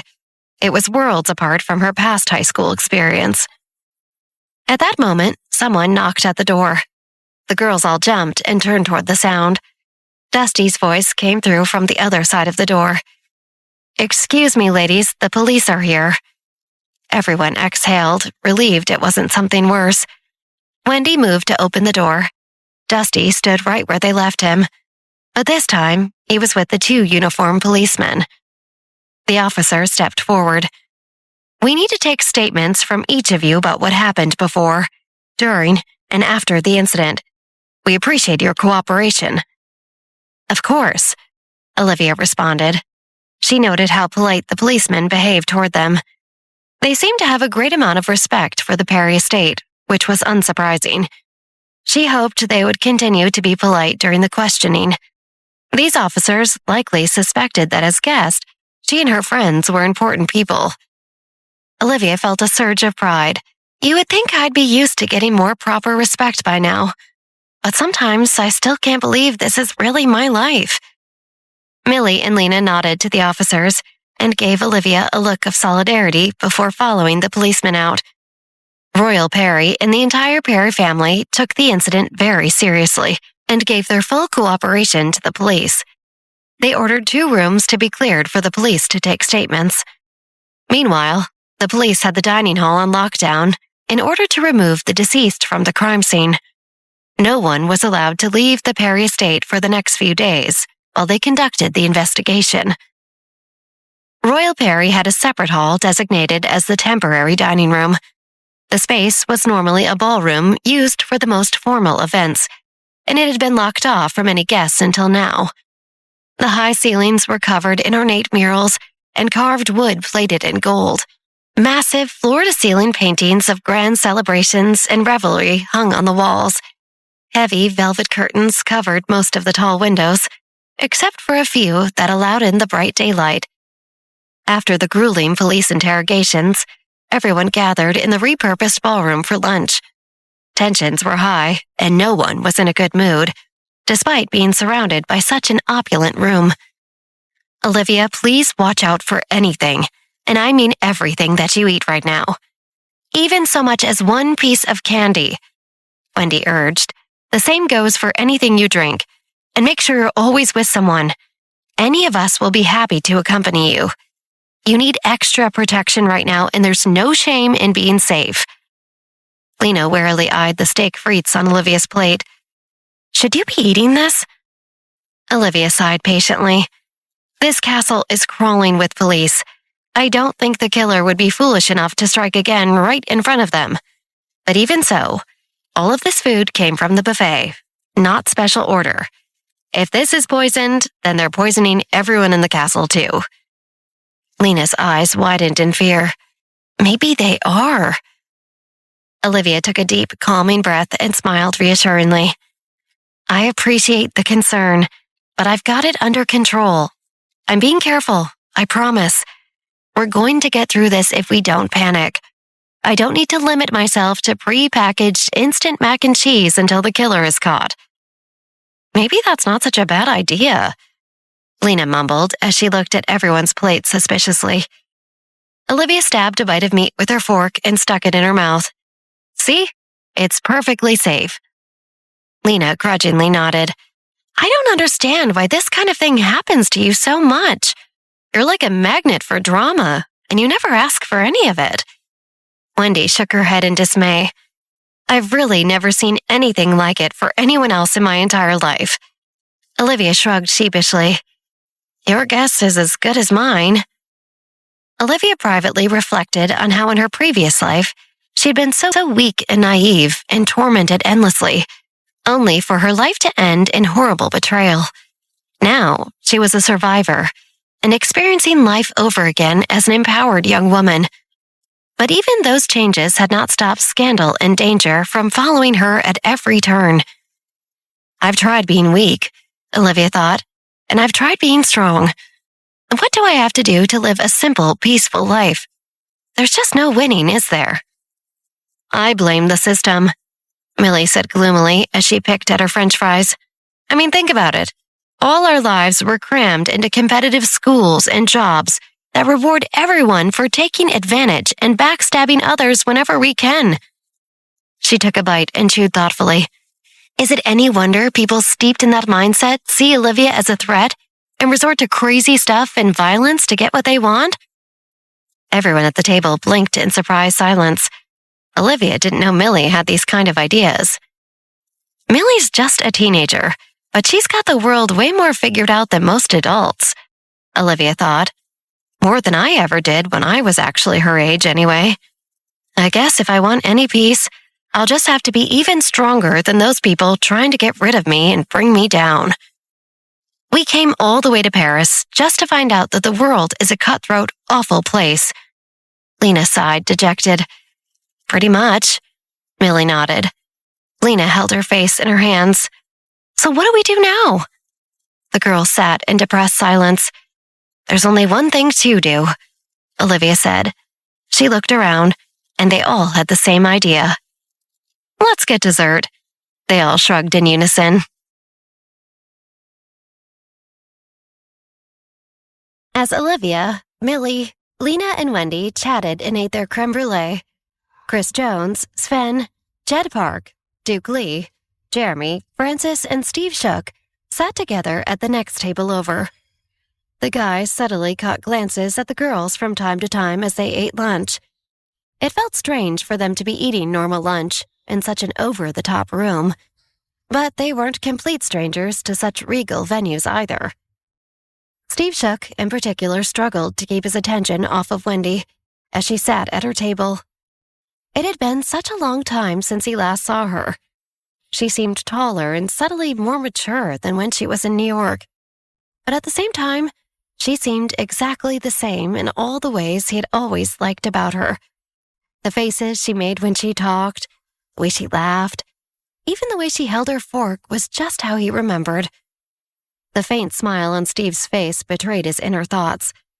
Suddenly, Wendy looked up from her table, and Steve quickly directed his attention back to his food. The last thing Steve needed was for her to catch him looking at her. I don't even know if she was looking at our table, Steve thought. She was probably just admiring the impressive ballroom around us. But better safe than sorry, I guess. At the same time, Chris endured his own struggle with trying not to pay too much attention to Olivia at the table right next to them.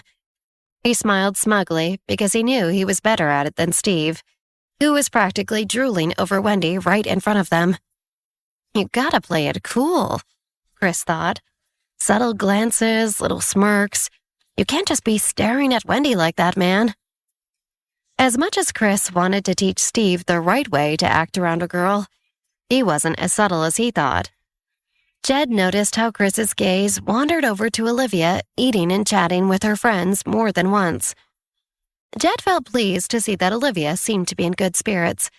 His grandfather, Andrew Park, was always bending Jed's ear and loudly worrying about his daughter Victoria and his granddaughter Olivia. His frantic musings happened on what felt like an hourly basis. Jed hoped that soon he could return with Olivia to New York and bring both her and Victoria back with him to live in Europe for a bit. Maybe if grandfather can see them for himself and confirm that they're well and doing fine, he will finally be satisfied and stop worrying so much, he thought. Besides, it would be nice for his grandfather to have them visit. He missed Victoria terribly. Chris interrupted Jed's thoughts with a question about his plans. How long will you stay this time? Chris wanted to be friendly with Jed and Duke Lee, since they were both Olivia's family. He knew that his feelings were getting more and more serious about Olivia. It occurred to him that his own surprise about being this attached to Olivia was amusing, since they were already engaged, after all. Since he planned on really marrying Olivia in the future, that would make him part of the family, too. If he was going to become their brother-in-law someday, he might as well lay the groundwork now. I won't be able to stay for long, Jed answered. He appreciated Chris's efforts to make conversation.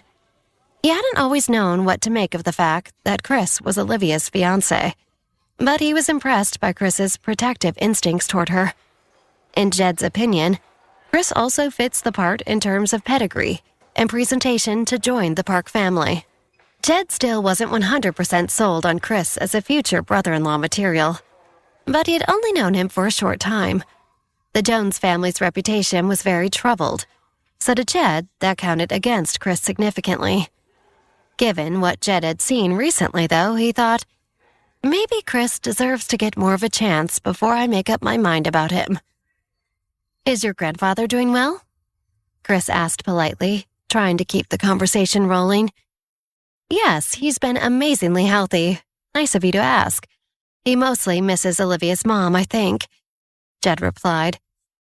At that moment, Duke Lee's phone rang. He pulled his phone from his pocket and answered. No one else at the table could hear the voice on the other end, but Duke frowned at whatever the voice said. Duke held the phone out to Jed. "Pluto," he said in a serious tone. Jed's expression darkened. He took the phone quickly and stood to leave. Jed smiled apologetically at the rest of the table. "Excuse me," he said before he walked briskly away.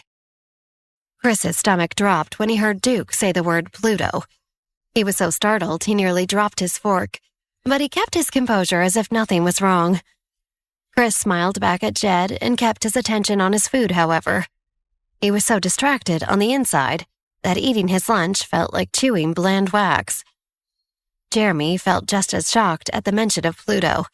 He sat on the other side of Chris, so he wasn't entirely sure he had even heard right. Jeremy told himself he must have misheard in order to avoid looking alarmed. Both of them kept calm exteriors as they stiffly ate their lunches. All of a sudden, this was the longest lunch of Chris's life, and he couldn't wait for it to end. After lunch, the boys returned to their rooms. Jeremy wasn't sure, but he could have sworn Chris looked uncomfortable after Jed left their table for a phone call, and he suspected it had something to do with Pluto. He didn't want to bring it up in front of everyone else. As soon as he was alone with Chris and Sven, Jeremy seized his opportunity. "I might not have heard right, but I was wondering, at lunch, did you hear Duke say Pluto to Jed before he took the call and left?" Jeremy asked, trying to sound casual. Chris tensed. "I did." Jeremy's pulse quickened. "I did hear Duke say Pluto. So you know what Pluto is then?" "I do." Chris nodded. He looked to Sven, who immediately understood the seriousness of the situation.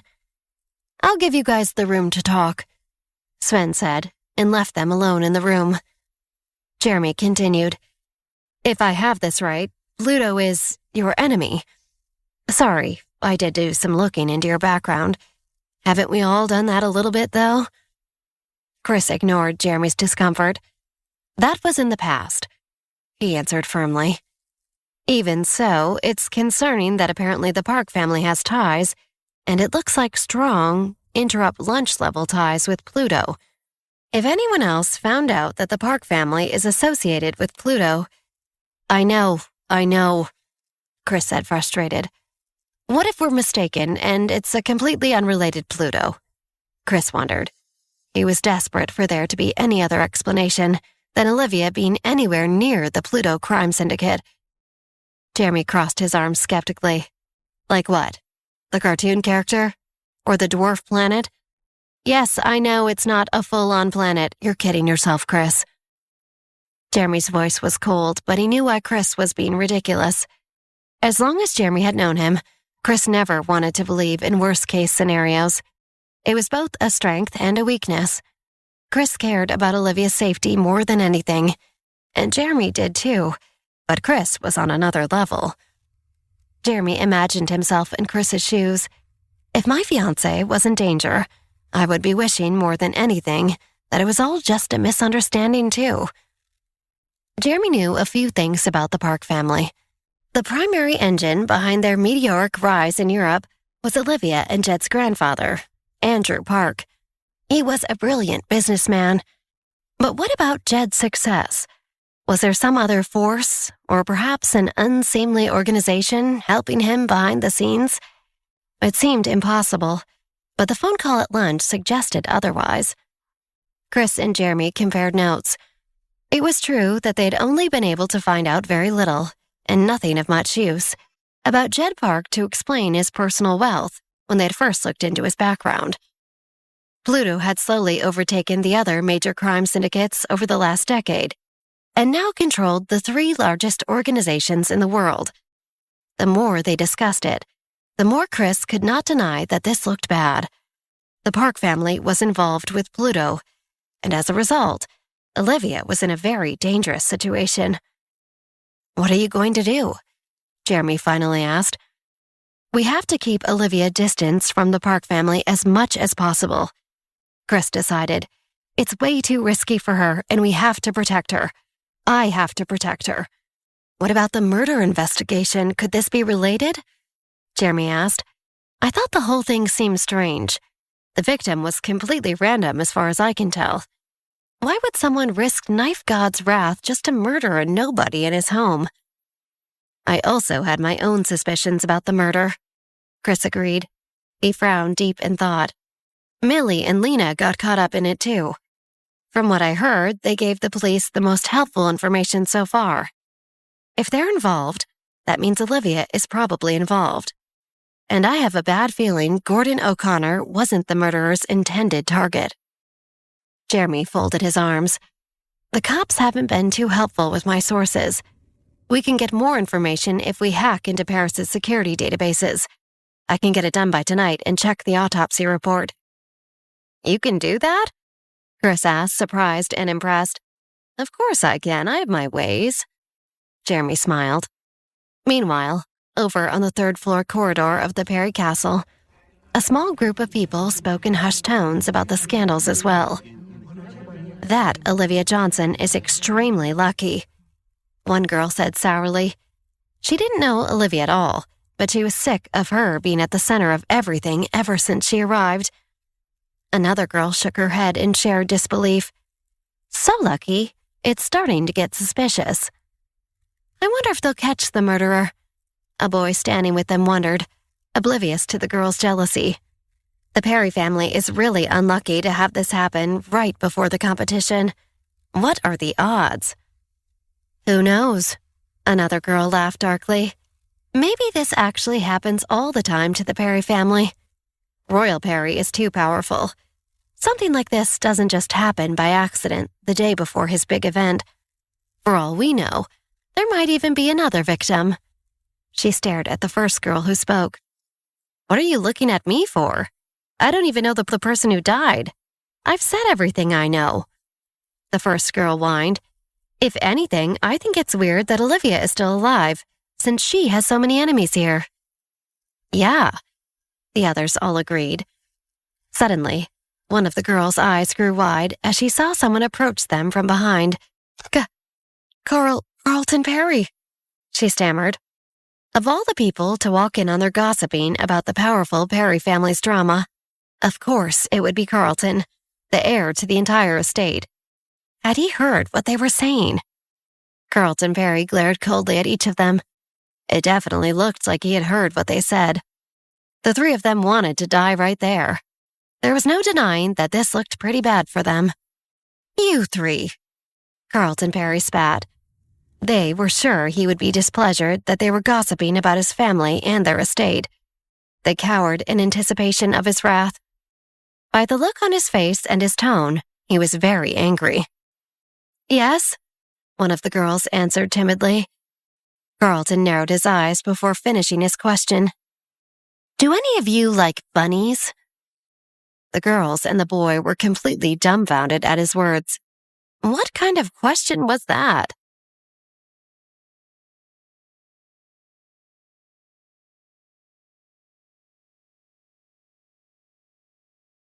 While the gossiping guests considered Carlton Perry's bizarre question, up on a different floor, Olivia and her friends were trying to salvage the night.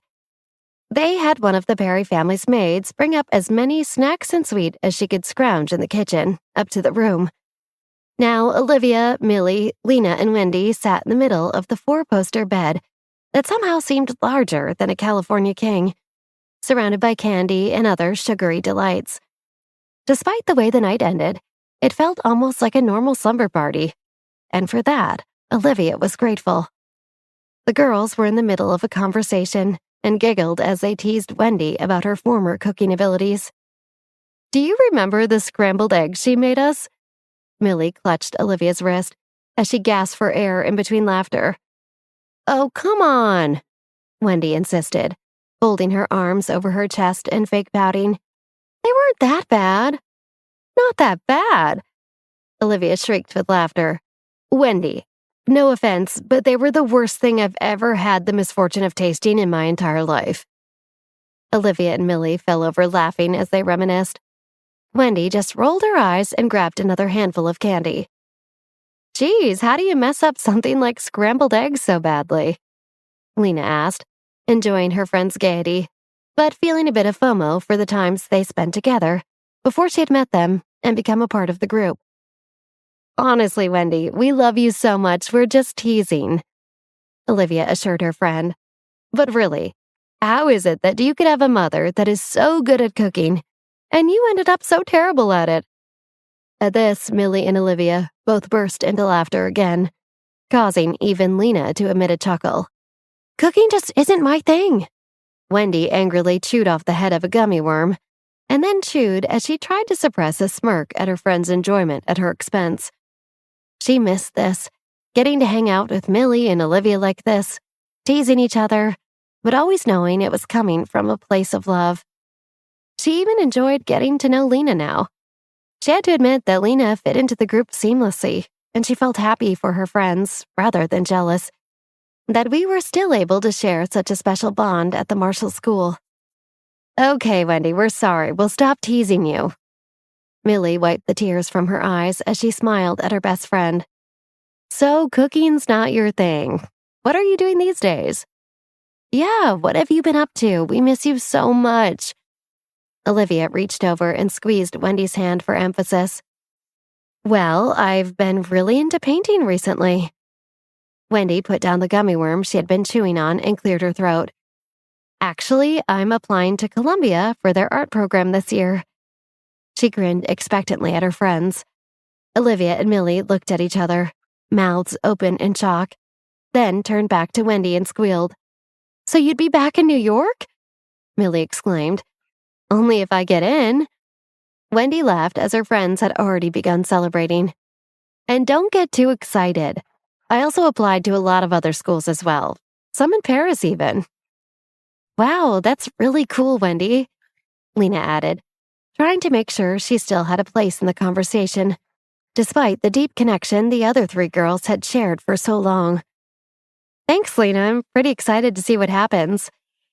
Wendy looked down at her lap and blushed slightly. I've been working with this oil paints master, and she says she thinks I'll have my pick of schools, but I don't know. Wendy picked at a loose thread on her pajamas, feeling suddenly bashful. I'm certain you will. Olivia had always known Wendy was driven, no matter what she put her mind to. Olivia believed she could accomplish anything. And obviously, wherever you end up, we'll come visit. Obviously, Millie added excitedly. Wendy looked up at her friends and smiled, then saw Lena looking a little left out. She reached out a hand toward Lena. You too, Lena. The four of us would have too much fun getting to travel together. Lena smiled at Wendy, grateful to be included. I would really love that. So enough about me, Wendy insisted, always having been modest. She wanted to take the attention away from her possible successes as soon as possible. Tell me, what's all the hot gossip at Marshall? Oh my gosh, where do we even start? Lena turned to her friends. So much had happened ever since the school year had started. What with Amber and Luke, Bjorn and the student council, and Mark DeLillo, and the karaoke bar. It seemed like drama followed them wherever they went. Can you guys think of something juicy to share with Wendy? Olivia and Millie exchanged a glance, then looked back at Lena, grinning wildly. Well, Olivia teased, there is some hot gossip about a certain pair of lovebirds that seem to be in the middle of a mating ritual as we speak. Lena looked at them confused. Who? I can't think of anyone in our grade who's starting to date. Millie laughed and lightly shoved Lena. She's talking about you and Frances, silly. Oh, really? Wendy scooted in closer to the circle. Lena, you like Frances? Lena's face turned instantly beet red. No, I don't know, maybe a little. And he likes her too. Millie burst out, unable to contain her excitement at getting to share this news with Wendy. Oh, I don't know about that. Lena looked like she was trying to burrow her way through the bed straight down into the center of the earth. Are you kidding? Olivia insisted, turning her attention to Wendy. "You should have seen them in the school play together. Someone sabotaged our props, including the stretcher we had used to carry Lena's dead body." "Wait, what?" Wendy turned to Lena, confused. She appeared to be very much alive to Wendy. "In the play," Millie explained. "We did Little Red Riding Hood, and Lena played the grandmother, so at the end, she had to die." "Oh, that makes way more sense." Wendy laughed, back on track and ready to follow the rest of the story. "Right," Olivia continued. "So Francis stepped up and offered to carry Lena, and he wouldn't let anyone else touch her. Yeah, he was all, 'I could carry you anywhere, babe.'" Millie put on an inflected voice, pretending to be Francis, causing Olivia and Wendy to burst out in laughter. "No, he didn't." Lena was embarrassed by how wide she was grinning at the memory. That was, after all, the first time she had really realized her feelings for Francis. "Well, it sounds like true love to me." Wendy smiled encouragingly at Lena. Then suddenly her face grew sad, just for a moment, before she busied herself with grabbing another handful of gummy worms. "What else is happening at Marshall?" Wendy quickly tried to move on, hoping that her friends hadn't noticed her quick moment of grief. But of course, being the empathetic girls that they were, Olivia and Millie jumped on it right away. Olivia began timidly. "Wendy, how are you doing with, you know?" She swallowed, trying to muster up the courage to continue. But Wendy interrupted her. "With seeing Steve again, you mean?" Wendy asked, a slightly accusatory tone in her voice. Her friends knew that bringing up Steve was a tricky subject, and they didn't want to cause her any undue pain. But Wendy was sick of people pitying her. She had so much more in her life now, and she wanted to prove that to her friends. "It was fine seeing him." Wendy smiled reassuringly at her friends. "Really, I don't have any feelings for him anymore." Olivia and Millie glanced at each other, skeptical of their friend's blasé attitude. Even Lena cocked an eyebrow. She had heard about what happened between Steve and Wendy, and how it had all ended with Pamela getting in the way and Wendy being so distraught she had transferred schools. She didn't think that this was the kind of love a person ever got over. "Seriously," Wendy insisted. "I was even dating someone else at my new school for a while." "Really? Were they cute?" Lena pressed, wanting to hear all about Wendy's new love life. But Millie and Olivia were still stuck on her feelings for Steve. They didn't believe that their friend had felt nothing upon seeing him, and wanted to make sure that she was doing okay now. "Wendy, even if you're over Steve, it's okay if you still felt something when you saw him." Olivia laid a hand gently on her friend's knee. "Anyone would understand that after all you two have been through." Wendy sighed. "Listen, I appreciate that you guys are concerned, but I really am okay." She looked off into the middle distance for a moment, as if deep in thought. "You know, when I first moved, I felt like I would never get over him. I thought about Steve Shook every single night before I went to bed, and found that he was my first thought in the morning when I would wake up. It was like he was a spirit constantly haunting me." Olivia and Millie looked at their friends sympathetically. "But in all that time, he never reached out. He could have texted or sent an email. Hell, he could have even just liked one of my posts on Instagram." Wendy's eyes started to become glossy as she fought back tears. "But he didn't. He made it clear while I was still at Marshall that he didn't reciprocate my feelings, and I had to accept that." "But Wendy," Olivia started, but Wendy held up her hand to stop Olivia. "It's okay," Wendy said, taking a deep breath and forcing a smile for her friends. "I'm doing really good, really. I learned a lot from that experience, and I learned what kind of person I want in my life. What kind of person do I deserve? I know I deserve a lot more than Steve would ever be able to offer me." Olivia smiled sadly at her friend. She knew that Wendy didn't have the full story. No matter what Steve may have said or done, Olivia knew for a fact that he had loved Wendy fiercely, and she could tell, especially by the way he'd been acting since they arrived in Paris, that he still did. But she could see now that Wendy really was doing well, and she knew that her friend deserved someone who worshipped her. She didn't want to ruin that for her. "We just want you to be happy." Olivia smiled at Wendy, and she smiled back in return. "I really am." Wendy sniffled slightly, then let out a laugh. "Oh my gosh, how cheesy can we get?" "Cheesier than that," Lena declared. "Come on, group hug." She held open her arms, and the girls giggled as they leaned forward on the bed to embrace each other. It was moments like this that Olivia really did feel so lucky for this second opportunity at life. And to have found friends like these three, that was just the cherry on top. "Oh my gosh, it's already 1 a.m, Wendy exclaimed as the girls pulled out of their hug, and she caught a glimpse of the clock on the mantel. "I should probably make my way to bed." She slid off the bed and slipped into the fluffy slippers and robe she had left on the floor next to them. "Can I sleep in your room tonight?" Millie hopped up off the bed to join Wendy. "I want to be able to spend as much time as possible with you before we have to go back home. And besides, these two snore." "Hey!" Lena playfully threw a throw pillow at Millie.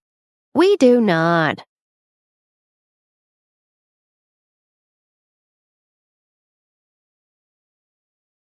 Millie and Wendy made their way through the many dark and expansive hallways of the Perry Manor, trying to find their way back to Wendy's room. After 3 wrong turns, the girls struggled to keep their fits of laughter to a whisper so as not to wake anyone. "I swear, this whole place looked completely different in the daylight," Wendy whispered as she stifled another laugh. The girls were experiencing a serious sugar rush from their girls' night with Olivia and Wendy, and couldn't stop themselves from giggling. "Let's try down this corridor. I don't think we've been this way yet," Millie suggested, grabbing Wendy's hand and leading her down an even darker hall. Suddenly, Millie saw the flash of a shadow coming toward them. "Quick, someone's coming." Millie pulled Wendy around a corner into a small stairwell, used by servants in medieval times, that was now off limits to guests. "Why are we hiding?" Wendy whispered. It had been a while since she had hung out with Millie, and she forgot how skittish she could be. But Millie knew it was always better to be paranoid than to find yourself in an unlucky situation. Having a brother like Derek had taught her that, if nothing else. She held a finger up to her lip and shook her head at Wendy, warning her. Suddenly, the corridor filled with voices. Clearly, whoever it was trying to keep their volume down. But given the acoustics of the tall ceilings, their voices echoed despite their best efforts. "I don't understand why Royal Perry and everyone else is so trusting of a bratty little teenager." A woman's voice rang out into the night. "It just doesn't make sense." Another voice answered back, this one of a woman quite a bit older than the first. "Aren't you only 16, my dear? You're one to talk." "I'm 17, the girl bit back. "And so what? If anything, I should know how teenagers can be. There's no way my family would just blindly believe me if I were accused of poisoning a man like she was." "Well, they shouldn't, seeing as it was you who did it," the older woman scoffed. "But either way, you know your family is different. The Crawfords have always believed children are meant to be seen and not heard." Millie and Wendy exchanged a look of absolute shock. So this was the person who had been responsible for the murder earlier this evening, and it seemed like she was a member of the elite Crawford family. Millie tried to run through everyone she knew related to the Crawfords in her head. "That's true," the teenage girl continued. "Just look at the way that Royal Perry treats his demon offspring Carlton. He lets that boy get away with whatever he wants. Running around here, harassing guests with stupid conversations about rabbits and video games.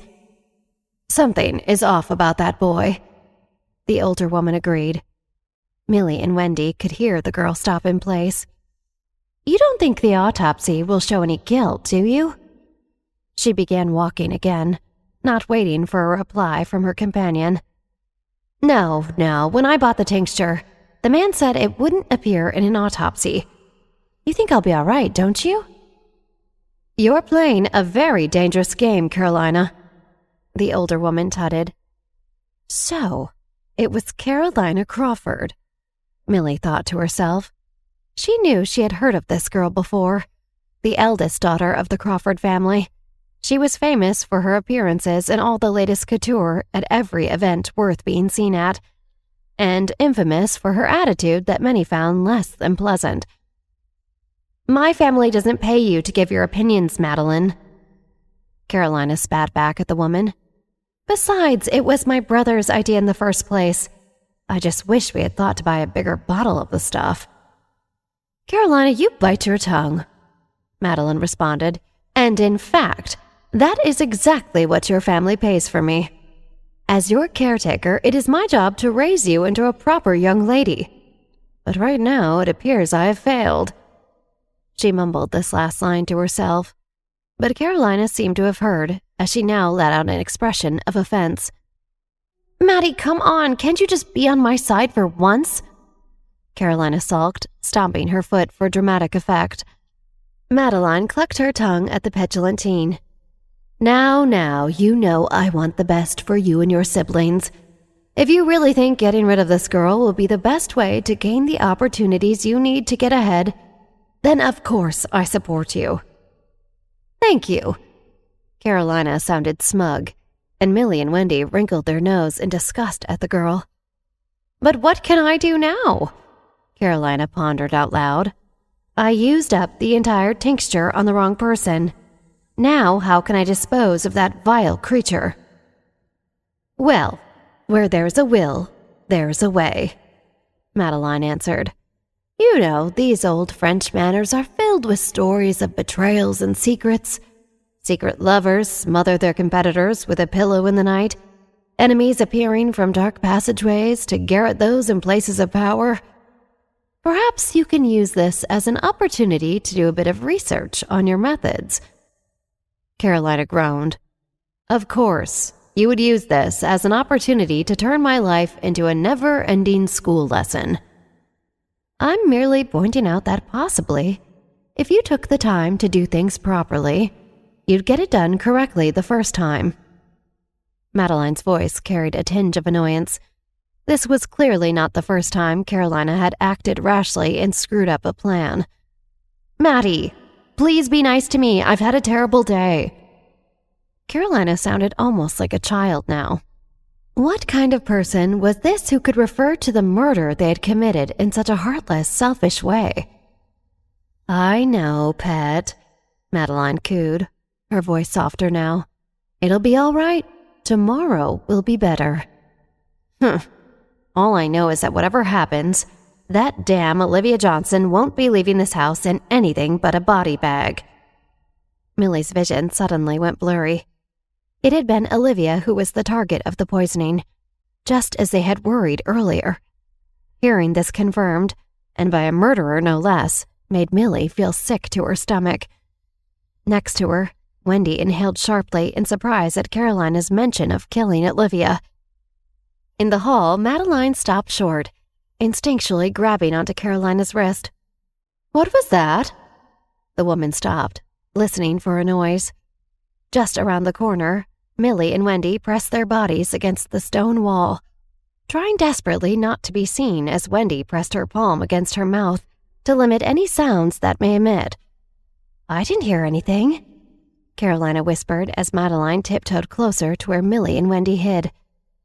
"Someone is here, I'm certain of it," Madeline answered. "And whoever it is would make terrific practice for you so that you could get it right next time with Olivia."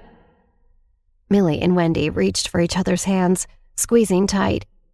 These women were psychopaths, and if they found them, Millie and Wendy were sure to die.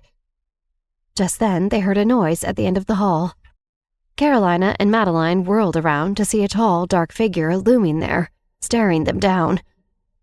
"You!" Madeline hissed at the figure. "Explain yourself." The figure stepped forward into the dim light, and Carolina smiled devilishly to herself. "Oh, I know who you are." She took a step forward, examining the boy. She had never seen him in person, but he lived up to his description. Tall, thin, breathtakingly beautiful, but in a way that made you more fearful of him, like a poisonous dart frog. Maddie, this is Cameron Pell of the Pell family. Carolina introduced him casually, as if he were an old schoolmate and not someone who had clearly heard a murder she was plotting. Cameron? Millie thought to herself, dying to look out at the scene in the hall, but still trying to remain unseen. What is Cameron doing roaming the halls so late at night? I don't care who he is. I want to find out what he heard. Madeline snipped, moving towards the boy threateningly. You! Tell us what you are doing here. Cameron stared down at the older woman, his gaze slicing through her and sending a shiver down her spine. She inadvertently took a step back, unable to stand being so close in his presence. Oh, don't worry, he isn't going to tell anyone. Are you, Cameron? Carolina spoke with a menacing lilt to her voice. Madeline grabbed the girl's wrist, yanking her in close. How can you be so sure? You can't go around blindly trusting men just because you find them attractive. Don't be such a stupid girl. Carolina pulled her wrist free, glaring at her nanny. I'm not stupid, but he is. Carolina pointed to Cameron. He can't do anything, Maddie. He's the boy who was poisoned and it burnt his throat, remember? Madeline looked up at the boy, clutching her own throat in response. Oh yes, I do remember. He can't talk at all anymore, and I'm pretty sure he can't hear either. Carolina turned to Cameron, exaggerating her speech. Can you hear us? Cameron just stared back blankly. He was used to this sort of treatment, and he never chose to indulge it. Carolina turned back to Madeline, smirking arrogantly. See? What did I tell you? He's basically just human furniture. Madeline held her hand to her mouth to hide her laughter. She knew she shouldn't encourage Carolina, but that retort was too funny not to laugh at. Well, Cammy, Carolina mocked Cameron with her tone, we should be getting back to bed now, and you should too. Maybe all you need is some good night rest, and your throat will be good as new.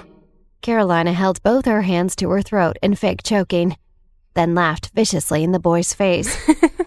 For the briefest of moments, a look flashed in Cameron's eyes that shook both Carolina and Madeline to their very core.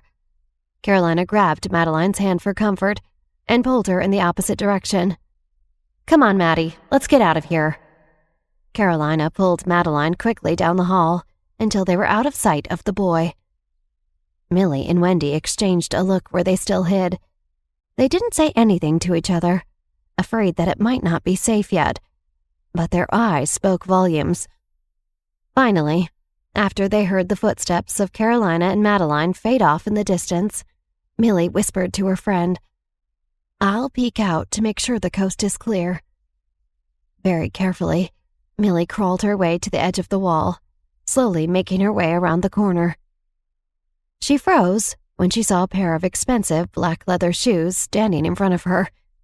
She gulped, then scanned her eyes upward from the shoes to the legs to the torso of the person standing in front of her, until finally her gaze locked on to Cameron's mysterious gray eyes. She remained stuck there on the floor, unsure what to do next, when suddenly Cameron knelt down, extending a hand to help Millie up off the floor. Millie took his hand and slowly raised herself up to stand, still staring up at the boy. Thank you, she whispered, and Cameron's eyebrow raised. Wendy, unable to stand the suspense any longer, jumped out from behind the wall. Millie, are you okay? She practically shouted, but stopped dead in her tracks when she saw Millie standing there, hand in hand with the boy, who at first glance she would honestly believe to be a vampire. Whoa, Wendy uttered, her eyes stuck on the boy as Millie quickly pulled her hand out of his.